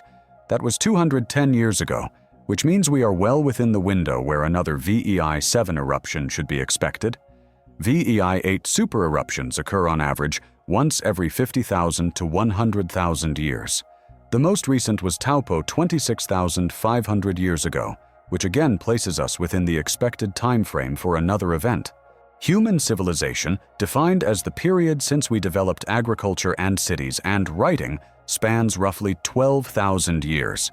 In that entire time, we have not experienced a single VEI-8 eruption, and only one VEI-7 eruption, Tambora, which occurred before telegraphs or railways or any of the infrastructure that makes modern society possible. We have no historical experience with the scale of disaster that a super eruption represents. Every disaster we have experienced, every earthquake and hurricane and tsunami and volcanic eruption in recorded history, is orders of magnitude smaller than what a VEI-8 would produce.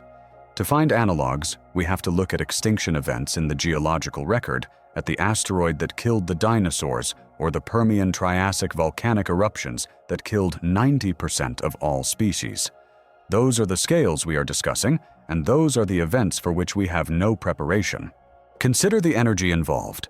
A VEI-8 eruption releases approximately 10 to the 26th joules of energy, which is difficult to visualize, so let us convert to more familiar units.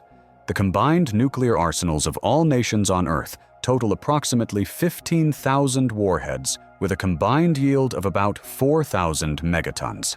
If every nuclear weapon were detonated simultaneously, the energy released would be roughly 1/10,000th of a VEI-8 eruption.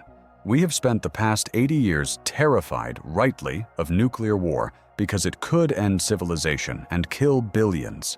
But a single supervolcano eruption would release 10,000 times more energy than every nuclear weapon combined, and unlike nuclear weapons, we cannot disarm it or negotiate with it or deter it through military threats. It will erupt when geological conditions permit, indifferent to human concerns. The ash alone would cripple modern civilization in ways that are difficult to overstate. Volcanic ash is not like wood ash or cigarette ash. It is pulverized rock, sharp-edged fragments of volcanic glass that do not dissolve in water and do not compact easily. When ash falls on cities, it shorts out electrical transformers, clogs air filtration systems, collapses roofs under its weight. When inhaled, it causes a condition called silicosis, where the lungs become scarred by microscopic glass particles, leading to respiratory failure. When ingested in drinking water, it causes abrasive damage to teeth and digestive systems. A supereruption could deposit ash over an area the size of a continent, thickness measured in centimeters to meters, making much of that area uninhabitable for years. The atmospheric effects would extend the disaster globally. Sulfur dioxide injected into the stratosphere would form aerosols that reflect sunlight, dropping global temperatures by 3 to 10 degrees Celsius depending on eruption size, a change large enough to eliminate entire growing seasons and cause crop failures worldwide. Unlike ash, which settles out in weeks to months, these aerosols remain suspended for years, meaning the cooling effect persists long after the initial eruption. The year after Tambora, 1816, saw snowfall in June in the northeastern United States and crop failures across Europe that led to food riots and mass migration. Tambora was VII 7. A VII 8 would be 10 times larger, and the world of 1816 had 700 million people, most of whom grew their own food locally. Today we have 8 billion people dependent on global supply chains and just-in-time agriculture with minimal reserves. Every disaster movie, every apocalyptic scenario that popular culture has imagined, asteroid impacts and alien invasions and zombie pandemics, pales in comparison to what a supervolcano would do to modern civilization. And unlike those fictional disasters, supervolcanoes are not hypothetical. They have happened repeatedly throughout Earth's history. They are happening on geological timescales right now, the magma chambers filling, the pressure building, the countdown continuing whether we pay attention or not. The scientists who monitor these systems are not alarmists or doomsayers. They are simply reading the data and understanding what it means. Campi Flegrei is rising, Yellowstone is active, Toba is refilling.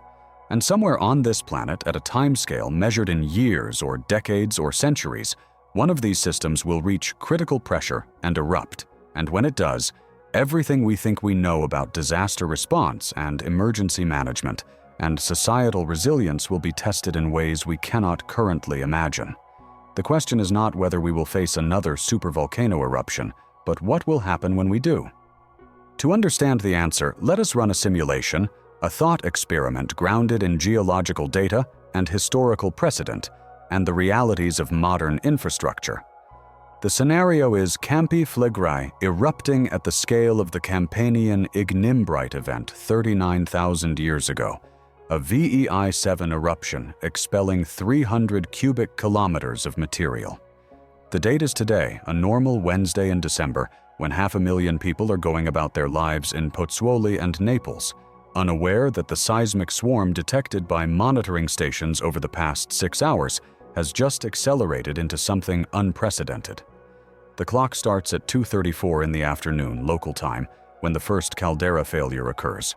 Hour 0 to hour 1 is chaos condensed into 60 minutes.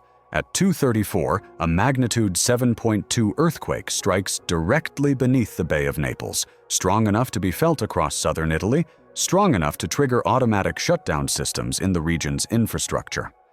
Buildings sway in Naples. Older structures already weakened by centuries of slow subsidence begin to crack and collapse. The earthquake itself kills hundreds in the first minute, people struck by falling masonry or crushed in collapsed buildings. But this is merely the opening note. At 2:41, 7 minutes after the initial quake, the caldera floor fails catastrophically along a ring fracture system, and the eruption begins in earnest.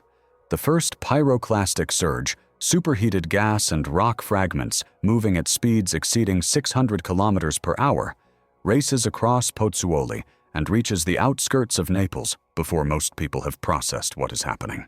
The eruption column rises with terrifying speed, reaching 15 kilometers altitude in the first 8 minutes, punching through commercial aviation cruising altitudes where dozens of aircraft are currently flying.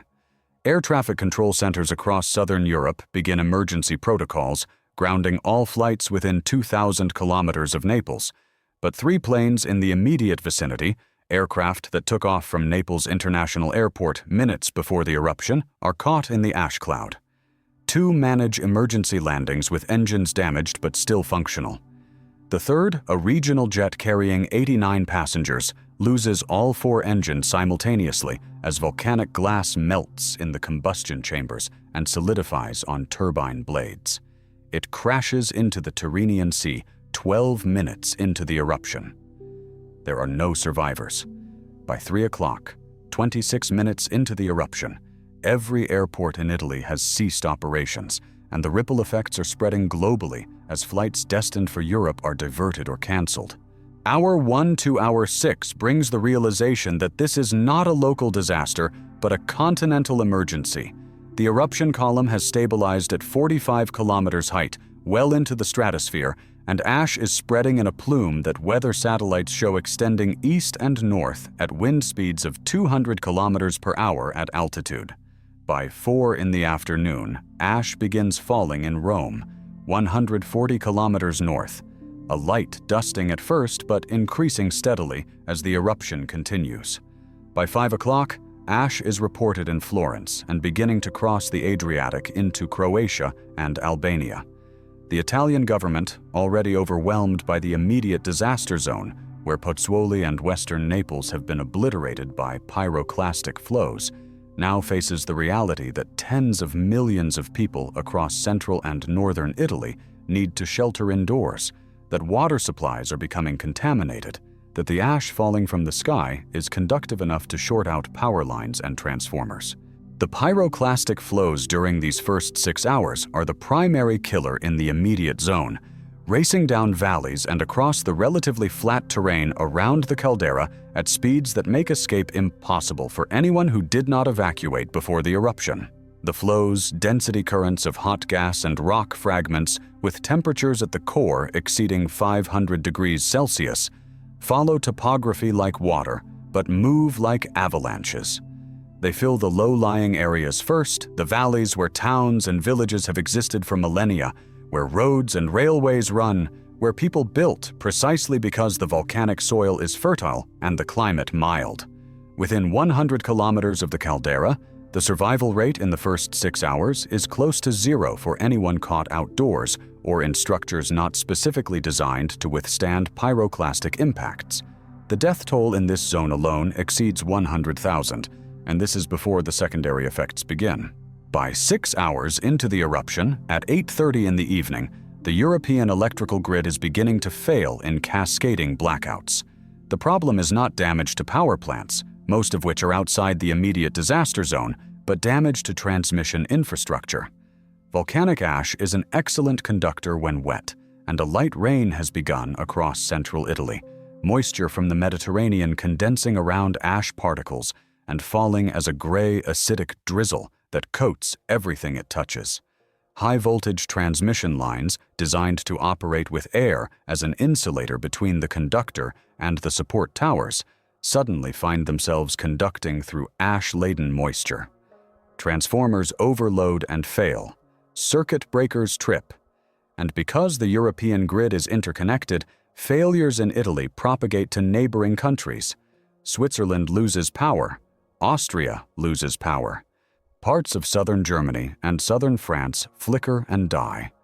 By midnight, 600 million people are experiencing blackouts, and the eruption is not even 12 hours old.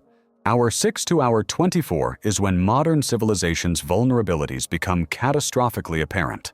The internet, that supposedly resilient network designed to survive nuclear war, begins to fracture as data centers in Italy go offline, taking with them services that companies around the world depend on. Banking systems stutter as transaction servers become unreachable. Social media platforms slow to a crawl as millions of Europeans simultaneously try to share information and check on family, overwhelming the remaining infrastructure. Mobile phone networks collapse under the load, and in areas where power is out, cell towers switch to battery backup that will last at most 24 hours before dying. The modern world runs on just-in-time logistics and instant communication, and both are failing simultaneously across an entire continent. The ashfall extends its reach with each passing hour, carried by stratospheric winds that circle the globe at speeds that would take ash from Italy to India in 3 days to China in 5, circumnavigating the entire planet in 2 weeks. But the immediate crisis is in Europe, where ash accumulation begins to cause structural failures. Roofs designed for snow loads that rarely exceed 50 kilograms per square meter suddenly face ash accumulations that reach 100 kilograms per square meter in the heaviest affected areas. Ash is deceptively heavy, denser than snow, and when wet, it does not slide off sloped roofs, but adheres like concrete. Buildings begin to collapse, not just old structures, but modern ones, shopping centers and warehouses and apartment buildings. The failures often occurring without warning as support beams reach their load limits and buckle. The death toll from structural collapses in the first 24 hours exceeds 10,000 across Italy, Greece, and the Balkans. Food and water become immediate concerns as supply chains disintegrate. Supermarkets in major cities are emptied within hours of the eruption as panic buying strips shelves faster than delivery trucks can restock, and the delivery trucks have stopped running anyway because ash wreaks havoc on diesel engines, clogging air filters and abrading cylinder walls and contaminating fuel systems. Municipal water supplies in ash-affected areas become unsafe to drink, the fine particles overwhelming filtration systems designed for normal sediment loads. Bottled water disappears from stores within the first day. By hour 24, public health officials across Europe are issuing advisories to boil water before drinking. But in areas without electricity, even boiling is difficult for people who lack gas stoves or camping equipment. The humanitarian crisis is only beginning. Hour 24 to hour 72, the first 3 days, is when governments begin to understand the true scope of the disaster and realize that their emergency plans are utterly inadequate. The European Union activates Article 222, the Mutual Defense Clause, treating the eruption as equivalent to an armed attack because the scale of mobilization required is comparable to wartime. Military units from across Europe deploy to Italy, but even getting troops and supplies into the disaster zone proves nearly impossible because the roads are impassable under ash, and the airports are closed and the railways are non-functional. The first supply convoys attempting to reach Rome from the north find themselves bogged down in ash drifts that have accumulated to half a meter depth in some areas, ash that behaves like dry concrete, too thick for normal vehicles to push through, requiring specialized equipment that is in short supply. The international response, while swift in diplomatic terms, is logistically overwhelming. The United States pledges aid and begins airlifting supplies. But where do you land the planes when every airport in southern Europe is covered in ash? Military transport aircraft with more robust engines attempt landings at airports in northern Italy and southern France. But even there, ash concentrations in the air are high enough to cause engine damage, and each flight carries risk. Ships loaded with emergency supplies set sail for Italian ports, but the ports themselves are damaged, and offloading cargo in a disaster zone proves far slower than planners anticipated. The gap between the speed of disaster and the speed of response becomes painfully obvious. People need food and water and shelter today, and the best efforts of the international community can deliver those things in days or weeks, but not today. By hour 72, 3 full days after the eruption, the immediate catastrophe in the caldera zone has stabilized in the sense that everyone who is going to die from direct volcanic effects has already died. The death toll in the Naples metropolitan area exceeds 200,000, with another 50,000 dead across the wider ashfall zone from a combination of structural collapses, traffic accidents during the initial evacuation chaos, and medical emergencies that could not be treated because hospitals were overwhelmed or inaccessible. But this is just the beginning of the casualty count, because the secondary and tertiary effects are now accelerating.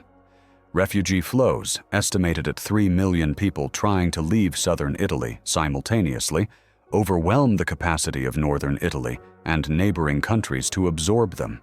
The economic impact, calculated in real time by economists watching markets collapse, has already exceeded 2 trillion euros, and the eruption is only 72 hours old.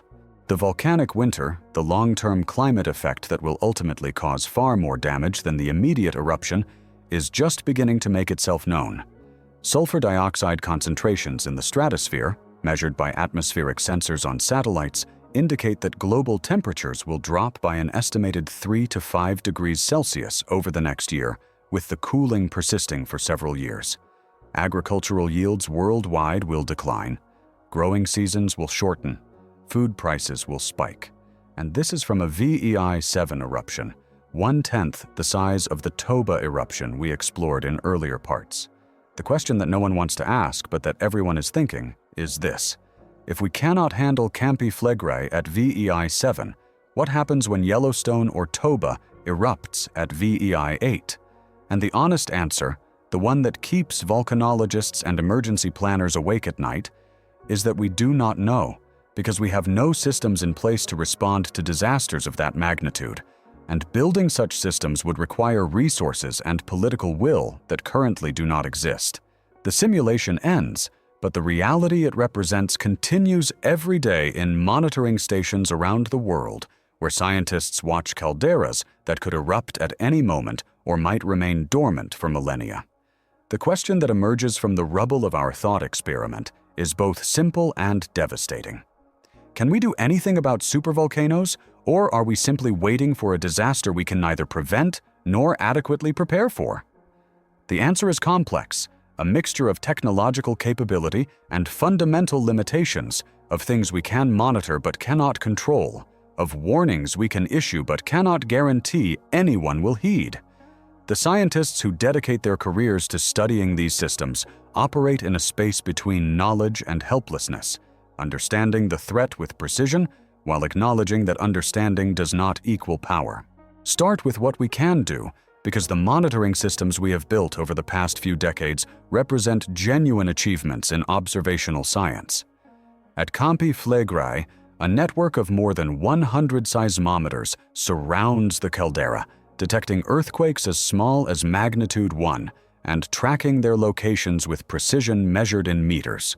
The data flows continuously to the Vesuvius Observatory in Naples, where computers analyze patterns in real time, looking for changes in earthquake frequency or depth or magnitude that might indicate magma movement. GPS stations, 47 of them distributed around the caldera, measure ground deformation with millimeter accuracy, tracking the rise and fall of the surface as magma chambers inflate or deflate beneath. Between 2005 and 2025, these stations recorded more than 1 meter of uplift, a rate unprecedented in the historical record, and a clear indication that something is changing at depth. Gas monitoring adds another layer of surveillance. Fumaroles around the caldera, vents where volcanic gases escape to the surface, are sampled regularly for chemical composition. Scientists measure ratios of carbon dioxide to sulfur dioxide to hydrogen sulfide, looking for changes that indicate fresh magma rising from depth or old magma degassing as pressure decreases. Temperature measurements at hot springs and fumaroles track thermal output, which can increase dramatically before eruptions as hot fluids circulate closer to the surface. Satellite measurements add a global perspective, with instruments like INSAR using radar to detect ground deformation across entire volcanic regions, and gas sensors measuring sulfur dioxide emissions from space. The result is a monitoring network more sophisticated than anything that existed even 20 years ago, a system that in theory should provide warning before a major eruption. But theory collides with reality in ways that complicate the picture. The primary problem is that we do not fully understand what signals indicate an imminent eruption versus signals that indicate normal background activity in a volcanic system that might remain restless for decades without erupting. Campi Flegrei has been inflating and deflating, experiencing earthquake swarms and elevated gas emissions for centuries. Episodes of unrest in 1538 culminated in a small eruption that created Monte Nuovo, a new volcanic cone that appeared in less than a week. But similar episodes of unrest in the 1970s and 80s, which prompted evacuations and widespread panic, did not result in eruptions. The caldera simply inflated, then subsided, then inflated again, following patterns that volcanologists still do not fully understand. The challenge is distinguishing between calderas that are moving toward eruption and calderas that are simply doing what calderas do, which is to remain geologically active without necessarily erupting. Some volcanic systems show clear precursor signals, like Mount Pinatubo in the Philippines in 1991, where escalating seismicity and gas emissions gave scientists enough confidence to recommend evacuations that saved tens of thousands of lives when the mountain erupted weeks later. But other systems give ambiguous signals, or no signals at all, erupting with minimal warning despite intensive monitoring. The truth is that each volcanic system is unique, shaped by its particular geology and magma composition and structural characteristics, and what we learn from one does not always transfer cleanly to others. Even if we could predict eruptions with certainty, even if we could say with confidence that Campi Flegrei will erupt in 6 months or Yellowstone will erupt in 5 years, the question of what to do with that information remains profoundly difficult. Evacuating 500,000 people from the Campi Flegrei area for 6 months would cost billions of euros and would be politically possible only if the threat were absolutely certain, which it never is in volcanology. False alarms, evacuations that happen, and then nothing occurs, erode public trust and make future evacuations less likely to be heeded. But failing to evacuate when an eruption does occur results in mass casualties. Volcanologists operate in a no-win scenario where they are blamed for crying wolf if they issue warnings that do not materialize, and blamed for not warning loudly enough if an eruption catches people unprepared. The idea of preventing a supervolcano eruption, of intervening in the geological processes to stop an eruption before it happens, appears regularly in both scientific literature and popular media, but the proposals range from theoretically possible to completely fantastical. One suggestion is to drill into the magma chamber and extract heat, either through geothermal power generation or through deliberate cooling, reducing the pressure and temperature that drive eruptions. This is not entirely crazy. We already drill geothermal wells in volcanic areas and extract heat for power generation, but scaling this up to affect a magma chamber containing hundreds or thousands of cubic kilometers of molten rock would require drilling operations far beyond current technology. And there is the non-trivial risk that drilling into a pressurized magma chamber could trigger the very eruption you are trying to prevent, like lancing an abscess that then explosively releases its contents. Another proposal involves injecting water or other coolants into the magma chamber to solidify the magma and prevent it from erupting. This faces similar problems of scale and risk, plus the additional issue that adding water to hot magma can actually increase explosivity rather than decrease it, because water flashes to steam and increases pressure. Some researchers have suggested that the solution is not prevention, but mitigation, developing technologies that could seed stratospheric aerosols with chemicals that cause them to clump together and fall out faster, shortening the duration of volcanic winter. This is theoretically possible. We understand the chemistry involved, but actually deploying it would require aviation capabilities that do not exist and would involve deliberately adding more material to the stratosphere, which carries its own risks of unintended consequences. The most realistic approach, the one that actually has a chance of saving lives even if it cannot prevent the disaster itself, is improving early warning systems and evacuation infrastructure. This means not just better monitoring, though that helps, but better communication systems that can reach entire populations instantly, better transportation infrastructure that can move millions of people quickly, better shelter systems that can house refugees for months or years, and better international cooperation frameworks that can mobilize resources across borders without the delays that plague current humanitarian responses. Some of this is happening. The European Union has improved its civil protection mechanisms. Countries are updating their emergency plans, but the pace of improvement is slow relative to the pace at which volcanic systems operate. Food security in the face of volcanic winter is perhaps the most neglected aspect of preparation. When Tambora erupted in 1815, causing the year without a summer in 1816, global population was 700 million, and most people grew their own food locally. So when crops failed, people starved locally. But the disaster did not cascade globally the way it would today.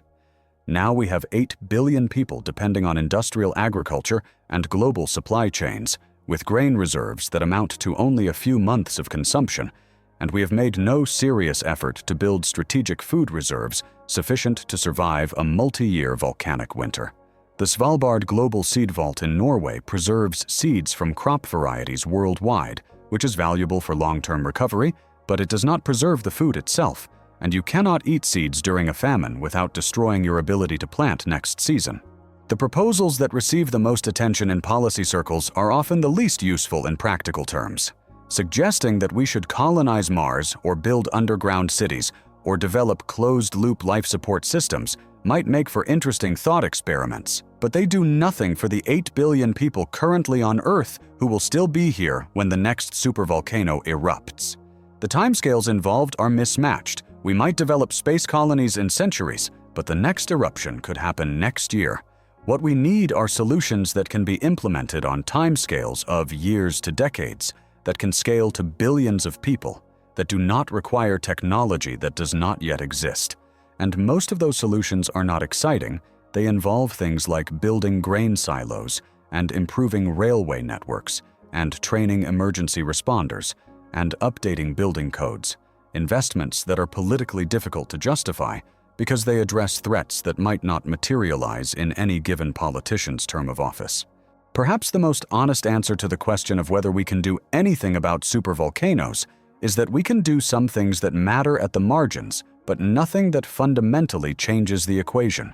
We can monitor calderas and potentially provide warning measured in days or weeks before eruption, giving people time to evacuate the immediate danger zone and saving hundreds of thousands or millions of lives.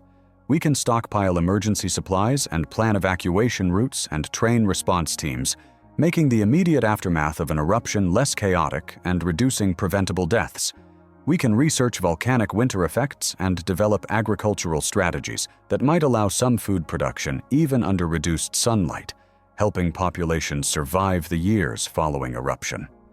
These are not trivial achievements. They represent the difference between disaster and catastrophe, between millions dead and tens of millions dead.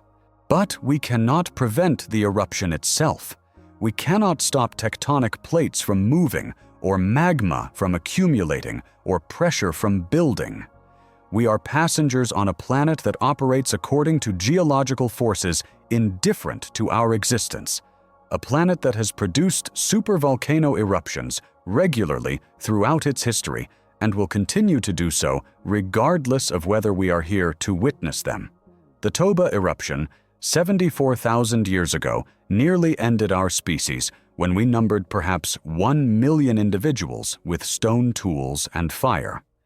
If a similar eruption happens today, with 8 billion of us dependent on electrical grids and global supply chains and industrial agriculture, the death toll could be orders of magnitude higher despite our technology, or perhaps because of our technology, because the complexity that makes modern civilization possible also makes it fragile. The scientists who monitor supervolcanoes live with this knowledge every day. They check seismograms and GPS data and gas readings, looking for patterns that might indicate the next eruption, knowing that they will probably see warning signs but possibly will not, knowing that even if they do provide perfect warning, the systems we have built to respond may prove inadequate to the scale of the challenge. It is a peculiar kind of work, blending meticulous observation with existential dread, understanding with helplessness, and yet they continue because the alternative, ignoring the threat entirely, would be worse. At least by monitoring, by studying, by preparing as best we can, we give ourselves a chance. Perhaps not a great chance, perhaps not a comfortable chance, but a chance nonetheless, which is better than our ancestors had 74,000 years ago when the sky darkened and the world changed and they had to survive with nothing but their wits and their will and the genetic lottery that happened to favor them over the thousands who died. And so we return to where we began, to a family on a beach 74,000 years ago, to the descendants of those 6 individuals who fled the Toba eruption and somehow survived when hundreds of thousands did not. 20 years have passed since the day the sky went dark. The 8-year-old girl who clutched her mother's hand in absolute darkness is now 28, a mother herself 3 times over, her children playing in the surf while she gathers shellfish from rocks exposed by low tide. The youngest child from that original family, The 5-year-old boy who nearly starved in the volcanic winter is now 25, teaching his nephew how to knap stone into blades sharp enough to butcher game. The grandmother is long dead, sacrificed herself in the first terrible year so her grandchildren might eat. The parents, both in their 50s now, ancient by Paleolithic standards, sit near a fire and watch their descendants with the quiet satisfaction of people who have survived the unsurvivable. They do not know that they are part of a genetic bottleneck, that every human alive in the year 2025, all 8 billion of us, carries genetic markers that trace back to the small population that survived Toba. They do not know that their decision to flee east rather than north, the grandmother's insistence that they keep moving when exhaustion said to stop, the father's innovation with hide masks to filter ash, all of these small choices and small innovations represent the difference between the human species continuing and the human species ending, like the Neanderthals would end 35,000 years later. They only know that they are alive, that the sun shines again with its full brightness, that fish are plentiful and fruit is returning to the trees, and the world, while changed, is livable again. The story they tell their children and grandchildren about the day the sky darkened will be passed down through generations, distorted and mythologized, the specific details lost but the emotional core preserved. In 10,000 years, their descendants will tell stories about a great flood, or a long winter, or gods who were angry and punished humanity. Cultures across the world, separated by oceans and mountains and lacking any contact with each other, will have eerily similar myths about ancient catastrophes and survival against impossible odds. Modern anthropologists will argue about whether these myths represent cultural memory of real events or simply universal human fears made narrative. But the people living those myths, telling them around fires to wide-eyed children, do not care about academic debates. They care that the stories teach lessons about cooperation and innovation and perseverance, lessons that kept their ancestors alive and that might keep their descendants alive when the next catastrophe comes. Fast forward 74,000 years. A family sits around a dinner table in a suburb somewhere, anywhere, scrolling through phones while eating food grown on industrial farms thousands of kilometers away and delivered by supply chains of staggering complexity. The parents are in their 40s, the children in their teens, and none of them have ever experienced real hunger, or slept without shelter, or gone a day without clean water. They are comfortable in ways that would seem like magic to their ancestors, surrounded by technology that controls temperature and provides entertainment, and connects them to billions of other humans instantly. And yet, biologically, genetically, they are nearly identical to that family on the beach 74,000 years ago. The same brain structure, the same capacity for language and abstract thought, the same ability to innovate and cooperate and survive.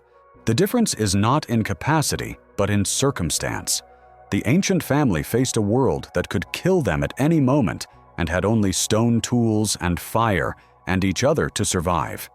The modern family faces a world that seems safe and controlled, where disasters are things that happen on screens rather than things that happen to you, where the idea that a volcano could end civilization seems abstract and distant. But the volcano does not care about abstractions. Campi Flegrei continues to rise, the GPS stations recording millimeters of uplift every month, the seismometers recording hundreds of small earthquakes, the gas sensors detecting increasing emissions of carbon dioxide and sulfur dioxide. The scientists who monitor this data know what it means. The caldera is not dormant, it is recharging, magma accumulating at depth, pressure building towards some threshold that might be crossed tomorrow or in 1,000 years, but that will eventually, inevitably, be crossed.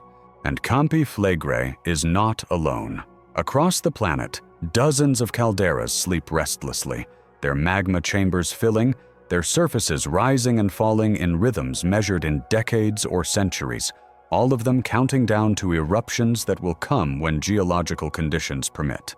Yellowstone, with its 72-kilometer caldera beneath one of America's most beloved national parks. Toba refilling its massive chamber in Indonesia, potentially preparing for a repeat performance. Taupo in New Zealand, quiet now but with a history of eruptions that dwarf anything in recorded history. These are not theoretical threats or distant possibilities. These are active volcanic systems that have erupted repeatedly throughout Earth's history and will erupt again, because that is what volcanic systems do, and nothing humans have invented or will invent can change that fundamental reality. The question that haunts volcanologists, the question that should haunt all of us, is not whether another supervolcano will erupt, but what happens to modern civilization when it does. Our ancestors survived Toba with stone tools and fire, survived through a combination of intelligence and cooperation and sheer luck, survived to become the 8 billion people alive today. But they survived in a world where the failure of one group did not cascade to affect others, where communities were small and self-sufficient, where the collapse of one society meant tragedy for thousands, but not disaster for billions. We have built a global civilization of breathtaking complexity and interconnection, a system that delivers food from continent to continent and moves information at the speed of light and depends on electrical grids and supply chains and financial networks that span the planet. That complexity is our strength, allowing us to accomplish things our ancestors could never have imagined, but it is also our vulnerability. A supervolcano eruption would not just kill the people in the immediate blast zone. It would disrupt the atmospheric systems that regulate climate, trigger volcanic winter that persists for years, cause crop failures that cascade through global food networks, overwhelm humanitarian response systems designed for disasters measured in thousands of casualties rather than millions. We have no historical experience with managing disasters at this scale because human civilization has never faced a supervolcano eruption, not since we developed agriculture and cities and writing, not since we became dependent on systems too complex to fail gracefully. Some might argue that our technology gives us advantages our ancestors lacked, that satellites can monitor calderas and computer models can predict eruptions, and modern logistics can move millions of people to safety. This is true, but incomplete. Technology is a tool, and tools are only as effective as the systems that deploy them. We can monitor Campiflegrei with extraordinary precision, but monitoring is not control. We can model volcanic winter effects, but models are not solutions. We can plan evacuations, but plans are not guarantees. The family on the beach 74,000 years ago had no warning systems and no models and no plans, but they had something we may have lost in our comfort and complexity. They had the understanding, bone deep and undeniable, that survival is never guaranteed and that the world does not owe us safety. Perhaps the real lesson from Toba is not that we barely survived, but that we survived at all, that a species reduced to perhaps 10,000 individuals managed to recover and eventually dominate the planet. Perhaps the lesson is that humans are extraordinarily resilient when we have to be, that crisis brings out capacities for innovation and cooperation that remain dormant during times of comfort. The archaeological record after Toba shows exactly this, a burst of innovation in tool technology and social organization and symbolic thinking, as if the disaster forced an evolutionary leap forward. The descendants of Toba survivors were not weaker for their ordeal, but stronger, not diminished but refined, carrying forward the genetic and cultural traits that allowed survival under conditions that killed most of their contemporaries. But resilience has limits, and those limits are defined by numbers. A population of 10,000 can recover if the environment stabilizes and if they maintain genetic diversity and if they cooperate effectively. A population of 8 billion faces different mathematics. When Toba erupted, the human carrying capacity of the planet was perhaps 1 to 2 million under pre-eruption conditions and dropped to tens of thousands under post-eruption conditions. Today, the carrying capacity under normal conditions is probably somewhere between 8 and 12 billion, depending on technology and resource distribution, But under volcanic winter conditions, with reduced sunlight and failed crops and disrupted supply chains, carrying capacity could drop to perhaps 1 or 2 billion. That implies that 6 to 7 billion people would die, not from the eruption itself, but from the slow cascade of failures that follow, from starvation and disease and conflict over remaining resources. These are uncomfortable numbers to contemplate, the kind of numbers that appear in disaster movies, but that we dismiss as Hollywood exaggeration, because surely the real world could never be that bad.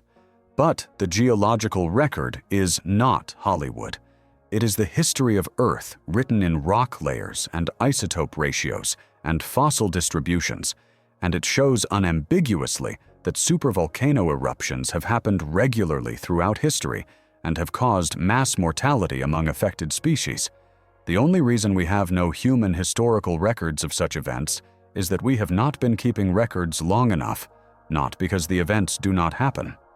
12,000 years of recorded history is not even close to a statistically significant sample when the recurrence interval for VII-8 eruptions is 50 to 100,000 years.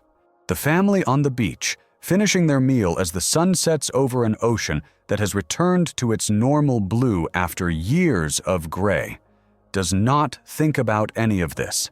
They do not think about recurrence intervals or carrying capacity or the mathematical probability of future eruptions. They think about tomorrow's food and next season's shelter, and whether their children will grow strong enough to have children of their own. They live in the immediate, in the tangible, in the survivable present, rather than the uncertain future. And perhaps there is wisdom in that, a recognition that worrying about catastrophes you cannot control is less useful than focusing on challenges you can address. They survived Toba not by preventing it, but by adapting to it, not by controlling their environment, but by being flexible enough to survive when their environment changed catastrophically. The modern family, finishing dinner and moving to separate rooms to stare at separate screens, lives in a different world, but on the same planet. Beneath the suburb and the electrical grid and the comfortable illusion of safety, the same tectonic forces operate, the same magma chambers fill, the same pressure builds. The difference between the ancient family and the modern family is not that one faces threats and the other does not. The difference is that the ancient family knows, with certainty born of experience, that the world can change without warning and that survival depends on adapting quickly. The modern family has forgotten this, or perhaps has never learned it, because our world has been stable for the entire span of recorded history, stable enough that we have come to believe that stability is normal rather than a temporary condition between geological events. The day Earth almost died is not just history, it is prologue. Somewhere on this planet at this moment, a magma chamber is filling. Pressure is building. Fractures are propagating through overlying rock. A caldera is inflating, millimeter by millimeter, year by year, decade by decade, counting down to an eruption that will come when geological conditions permit, and that will care nothing for human hopes or plans or technologies. The scientists who monitor these systems can tell you where the most dangerous calderas are. They can show you the data, the rising ground and increasing seismicity and changing gas emissions. They can explain the mechanisms and calculate the probabilities and warn about the consequences. What they cannot tell you is when, and that single word, that unanswered question, is what makes supervolcanoes so terrifying. Not just that they will erupt, but that they might erupt at any moment, today or tomorrow or 1,000 years from now. And that when they do, everything we have built might prove as fragile as the world the Toba survivors knew. The family on the beach survived because they were adaptable and cooperative and lucky. If we face another Toba, another Campi Flegrei, another Yellowstone eruption on the scale that geological history shows is possible, we will need the same qualities.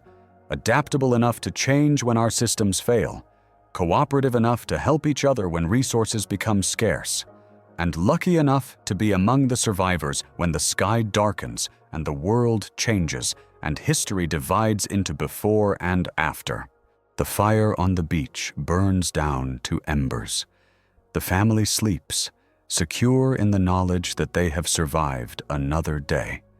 74,000 years later, another family sleeps, equally secure, equally unaware that the same forces that nearly killed their ancestors are gathering strength again. And in monitoring stations around the world, scientists watch screens that show calderas breathing, rising and falling, sleeping but not dead. The question is not if. The question has never been if. The question is when, and whether we will be ready, and whether ready will be enough when the Earth reminds us, as it has reminded every species that has ever lived, that we are passengers on a planet we do not control, witnesses to forces we did not create and cannot stop, survivors if we are fortunate, and victims if we are not. The day Earth almost died again is coming. It is always coming. And all we can do is watch and wait and hope that when it arrives, we prove as resilient as that family on the beach who survived the impossible and whose genes we carry still. A legacy written in DNA that says humans can endure the unendurable. If we must, if we have no other choice, if the only alternative is extinction.